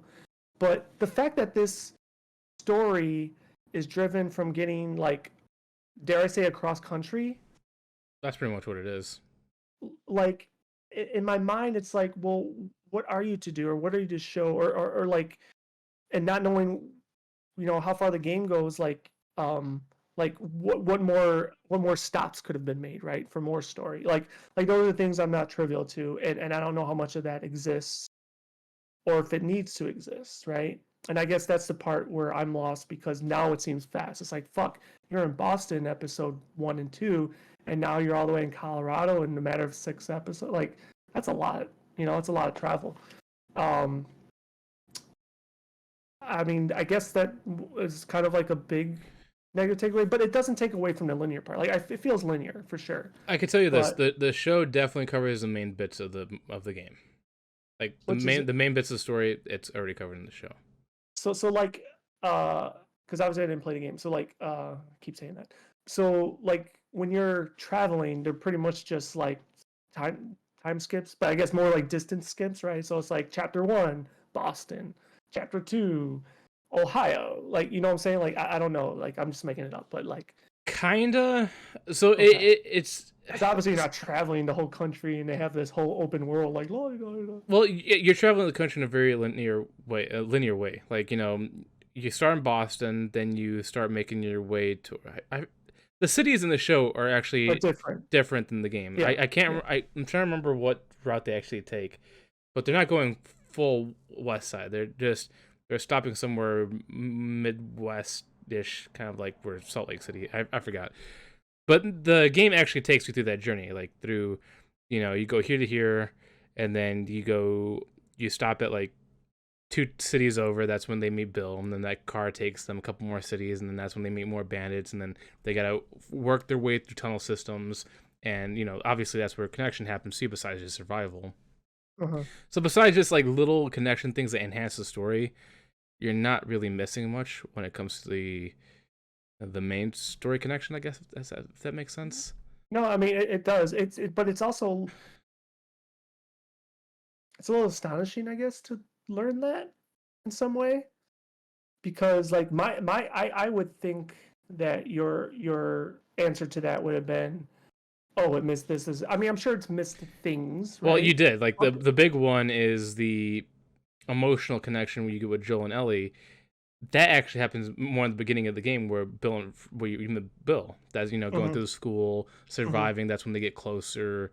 Mm-hmm. Then that's when Ellie starts getting a little bit more experience surviving. And then they meet these different types of zombies. Mm-hmm. They completely move that further along in the story in the movie in the show. Where in the Gotcha. game it already happens like basically end of first act. Mm-hmm. Gotcha. Okay. But yeah, I mean, to simplistically answer your question, does it feel linear? I mean, my answer is yes. Because for me, I don't know how I feel about the show. Like once again, like with the infected, they nailed the infected. They're just not Mm-hmm. utilized enough. Mm-hmm. Um, the casting I think is good. I feel like people are giving Pedro Pascal more credit than he deserves. I think the credit should go to Bella Ramsey because I Mm-hmm. think she does a phenomenal job as Ellie. Hmm. But I think they're doing. I think they did a great job with casting. With Henry, Sam, Tess, um, Marlene, I guess, but she was always a side character. They somehow gave Bill and Frank more screen time than they deserved, but It's it gonna somehow be worked. it's gonna be very interesting to see if either one of them earn an Emmy for that episode. But it's just weird. I feel like directing wise, they are jumbling up storylines too much, and I feel like it, how do I say that? I'm trying to figure out how to say this correctly because like Mhm. yes, they are getting the main parts, but I feel like they're adding and taking away things that they don't need to. Like obviously the Bill and Frank, I think it's cool for a standalone. It shouldn't have been included into the main like Ellie and Joel's series. Same thing with what's it called? This episode 6 with Tommy and his wife, because that's supposed to happen at a different time. And same thing with the next episode, that's supposed to happen at a different time. So them mixing the order up, I feel like it's Mhm. throwing things off. Because it Gotcha. works perfectly in the games, knowing what happens and then why it leads into that. But now that they're rearranging the order, it's like, why though? Gotcha. And it gives me fear that the way they've been directing these episodes, the thing that I would want them to expand more time and showcase, they're probably not going to do with the Fireflies. Interesting. Okay. Speak no more. Well, I Uh, mean, the Fireflies. You've heard of them. no, I mean, I know. Yeah, of course, I know about them. But no, it's interesting. I mean, like, you know, I think you agree when I said it feels like we'll probably only have 2 episodes left, unless they really use only half of it for Ellie in this next episode and just not try to spoil anything further than that. But something tells me I don't think that's going to happen. Um, and yeah, well, I guess like you said, we'll both get to see how this whole thing ends in 3 more weeks. I kind of wish we could like sit down with the directors and production team because I want to know why they're not utilizing some of their best assets. I Like mean, I'm just simplifying it to you budget. hit yeah, no, and that's exactly what I was saying. You hit the nail when you mentioned it earlier. Budget. I just it's things we don't like to hear, right? Because it's almost like a sorry ass excuse, but it But it probably plays a is factor, true. yeah. Yeah, Because it probably is true. Because to your point, like going back to clickers, and I know it was really raved upon, and I wouldn't know because I didn't play, but the detail was there. Like it was spot really on. amazing. Yeah. Yeah, I mean, you're saying they're spot on. So like, um, I'm sure that shit isn't cheap. Oh, definitely Um, not. With the and amount of detail. but on top of that, like, and I don't know this aspect of the logistics with that and everything, but like, I feel it's like, okay, it was costly to make it. Keep using it. You made it. But I don't know what entails it. Like, I don't know if it's like a one time. I hope it's not a one time use, but you know what I'm getting at. Like they probably have the mold, and it's like maybe like I don't know, like 70% of the structure, and then the last 30 is more makeup that they have to do every time. And if you ever watch any of these other shows that exist, I'm talking about anything, TV show, movie, whatever. These actors sometimes it takes them hours, 3 hours to sit in a makeup chair just to get this cake on. So I get it. Like the budget for something could add up. And then for a first time show, you don't know how it's going to do and how it's going to be received. You do get a budget. It's just the Yeah. reality of things. So like it sucks. I agree with you. And Because and it is a mood point with me too. and the reason why I'm saying this because obviously budgets happen, and I'm not going to take away from the show, Hmm. but with The Last of Us, the world and the infected enhance the story. And like episode 1, when you see like the end, with the destroyed city and all that stuff and the world around it, they did obviously you could tell there's a lot of CGI in that, but they did a Hmm. good job in that. But Hmm. you never seen anything after that. After episode 2, the CGI for the world disappeared. Well, for me, outside of Boston, okay, what was the other city you were in? Kansas City or whatever? Like, where else would you get that content from? Well, the rest of the world. Like when you play the game, I mean, you but realize. it seems like to me like especially the opening scene and scenes plural in this episode, a lot of the world, at least from my vantage point, seems to be open country. So like that's all you got. Well, yeah, So in some scenarios, but what are you gonna CGI in open country? Some fucking cows that have corn or well, something? I no, don't know. I don't. You know? You're once again, you're going further on. Which I'm trying to explain is when you see the world in the game, you Mm-hmm, see debris, you see craters, you see bombshells, which they don't really show that much except for the first episode. mm-hmm, You also see abandoned cars, buildings, made up shelters. You see a lot of that. You don't see it much anymore. I mean, it makes sense why why spend the extra money just for like a background detail. But part of The Last of Us that makes the story so great is how beautiful the world is. mm-hmm. I'm following you. Because like The I Last of just Us the whole thing is what makes it beautiful, not just the story itself. like I mean, once again, putting that dynamic back in the show. Like I guess I'm failing still to see where you would place that, right? Like let's go episode by episode because you said it's obvious there at the beginning, right? And then they leave or they go to Kansas City, which they're inside, so you still got some of that dynamic. They went into the tunnels. You saw the underground kind of bunker thing that they stood at, so that's kind of like the detail I think you're talking about. But it's very But minor. then minor or not, I think it's the detail you're talking about. Yeah. But once they get beyond that and then they get out of the tunnels and then that part is still kind of like outer city, but they graduated from that scene pretty quickly and end up in a motel. After that, it's been nothing but rural. So like, and then the next place they end up But also the is show is a horrible comparison because, like I said, they also changed locations. And I true, think that's why there's true, a difference is because they did change problem. where they're going, and that's Yeah. probably why. And it makes sense, So for so on screen recording, whatever. and I don't mind you spoiling this, I guess. Um, so where they're at now, I guess, or we're at with Tommy. Where is that supposed to be in the game?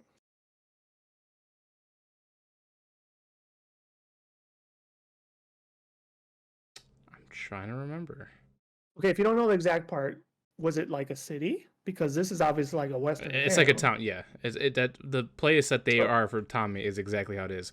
But okay, so with that said, like if you're looking for those apocalyptic kind of accents, did they exist there in the game? Because like in my mind, when you reach a sanctuary destination, that's exactly how I think it would look like. so in the game, but Much like in comparison, if I may just throw this last layer, much in comparison, kind of like how Walking Dead had with the governor. Like you got to this sanctuary town where it almost looked like nothing changed in the real world. and so what I'm gonna give the game that the show has to diverge from is that they need a sense of exploration while the game could be very strict on how they travel because like in the Mm-hmm. game you're traveling from like cliffs to tunnels to cabins, like you're working your way through buildings. Mm-hmm. And as much as I would love to see them in the show, that probably wouldn't be the best viewing experience to be always back view, and I think that's why they changed it. But Mm-hmm. when they're traveling from to where Tommy is now, Mm-hmm. they're making their way through a lot of cabins. Gotcha. Gotcha. And you could then, in theory, see some fucked up shit in cabins, especially to the point Like where, schools, like, cabins, hospitals. They make their yeah, way through all that. yeah, especially to the point where, like the married couple kind of made it a point where, you go cross Death River or whatever. They're trying to set up how scary it may be. In reality, there was absolutely nothing, Yeah, and supposedly, that town planted bodies, right, to kind of scare off people. So, so yes, those because are little things that they could have accented on, right? That they didn't. also like Um, going on to the setting, mhm, as how you just mentioned how it's like Death Valley. There's a lot of things there. yeah. Um, there's a lot of infected in the snow too, like hordes of infected, Hmm. and obviously budget. We'll go back to that Hmm. because like if let's say normal infected would be difficult to create. Imagine a Hmm. frozen infected. Yeah, yeah. But like that's what I'm saying is like the I little wonder. things there it kind of enhances, but I know why they don't do it. It sucks that they don't do it. I wonder because we talked about how the way the infected or how it functions changed in the show versus the game. I wonder if they put, even though they didn't mention it anywhere, if they put that into any theory as to why they didn't use them in like this episode or because of the atmosphere. Because didn't Tommy actually? Now that I'm thinking about it, didn't Tommy actually say a line like that? Like, "The infected can't survive here." Wasn't that line used in the episode by somebody? I mean, it's possible. I don't remember, I think so. even though it's a lie. I mean, No, no, no. like I said, maybe they're In changing it comparison from to the the game, games. no, Yeah, yeah, no, exactly. To your point, in comparison to games, that would be a deviation, but that would explain then, and yeah, then also align with the budget costs as to why they weren't used. yeah. I don't know. I mean, like, there's little things here and there. But I agree. I would love to see them more I don't know. because it is a huge part of the world. The world wouldn't exist otherwise. Yeah, and I think that's what I'm struggling with is because I get the full better experience in my opinion with the games. The Hmm. show just feels like, I mean, like I said, the casting is good. The actors that are doing the characters are doing a great job. Like I said, Bella Ramsey is phenomenal as Ellie. And same thing with other side characters. It's just I feel like directing is where they suffer. Interesting. And that's weird to say because Neil Druckmann is the one that helped direct the games. I don't. Maybe it's not necessarily directing, but more producing. Because I mean, I take those terms slightly different. Like I take directing straight as like cinematography almost, right? Like that's how I look at directing versus producing is like the whole gravitas, right? Like in my opinion, I don't know. I mean, it's very possible. I mean, none of us have the inside perspective, so we don't know if Neil Druckmann's being, handcuffed to certain scenes because they can't do it in reality. Hmm. Hmm. I have no And then idea. and then they go to him and be like, "Look, man, we know you want this, but we can't do it. So help us solve it to make it work." Yeah, So like who knows? But that's who the knows only Stanley Mills? reason. I mean, that's the only reason why them doing out of order sequences makes sense because they'd just be added money for just filler, and Mhm. obviously, we know TV networks don't like filler. But to your point, I think, or not to your point, but how you said you like to see the accent and how the world is, post-apocalyptic. I think you're getting a lot of that in this origin episode with the mall and everything. So how Ye- fucked up it looks. oh well, yeah. I mean, if they don't, they would be a huge. Yeah, it would I just be a mean, huge shame. I mean, based on the previews, it looked pretty cool. Yeah, I mean, like they would have no choice because literally that's Yeah, what yeah. it's Because if you about. fuck, if yeah, if you fuck that up, I mean, that's a huge miss. Yeah, because like I said, their skill is there. Like you've seen in episode 1, 2 that they could do the environments, they could do the zombies, they have all that stuff. It's just yeah, but that also makes me concerned for if there's gonna be a season 2 about Last of Us 2, how they're gonna do it because the world play is more of a factor. Well. I mean, I don't I'm want just to. saying world. Like I'm not No, saying no, no, anything no, no. characters. I'm just saying world plays No, more of no, a no, no. factor. What I want to say, if you let me talk, no, no, no. But in all reality, usually, things get greenlighted for another season, which it has. I think usually the budget goes up. Usually, I'm not going to say always. So that could help with what you're talking about. I Yeah, mean, it helped Game of Thrones got a much bigger budget for their CGI. Although we're talking, I mean, comparing Game of Thrones and Last of Us isn't really probably fair, um, but no, in theory, I think they will get a larger budget. Now, how much more would they apply that? Now, once again, now you're talking about how they budget, right? To those things that you want to see. Who the hell knows? They could still botch that, of course. But I just want to throw that out there. Like, maybe by then they'll have more money to make that world yeah. that you so desire better. But if not, that's gonna be a huge. It's probably gonna be a huge riot because like there's a lot of scenes in The Last of Us 2. I mean, they could probably skip some, but like some of them with certain characters, it Mhm. relies heavily on the terrain that they traverse through that makes it, their destination.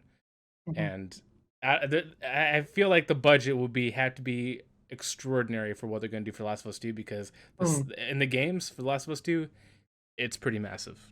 mm. Interesting. That's why Okay. I almost want you to play at least the second one and see when the show comes out, because yeah, 2 is just it's gonna be hard to mimic and show if they don't have the budget. Okay. We shall see. And also, Last of But Us 2 is on sale for $10 right now in the PlayStation Store. oh, look at you, free marketing. Uh, um, Other than that, those are all my takeaways. I don't know if you have any other ones.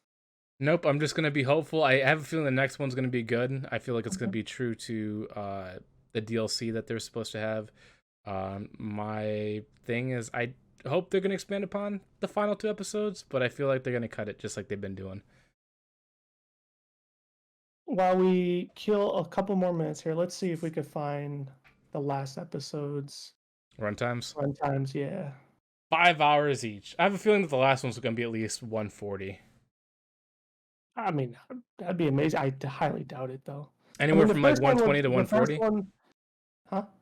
I feel like the last one's gonna be anywhere from the range of 120 to 140. I think 120 would be nice. I don't think I mean, I'm doing a really quick search. I can't find it. They have this next episode. Oh no, never mind. Take that. No, this isn't good, dude. That can't be right. What? I question this The runtime is episode name. 7 hours. No, episode 7, 56 minutes.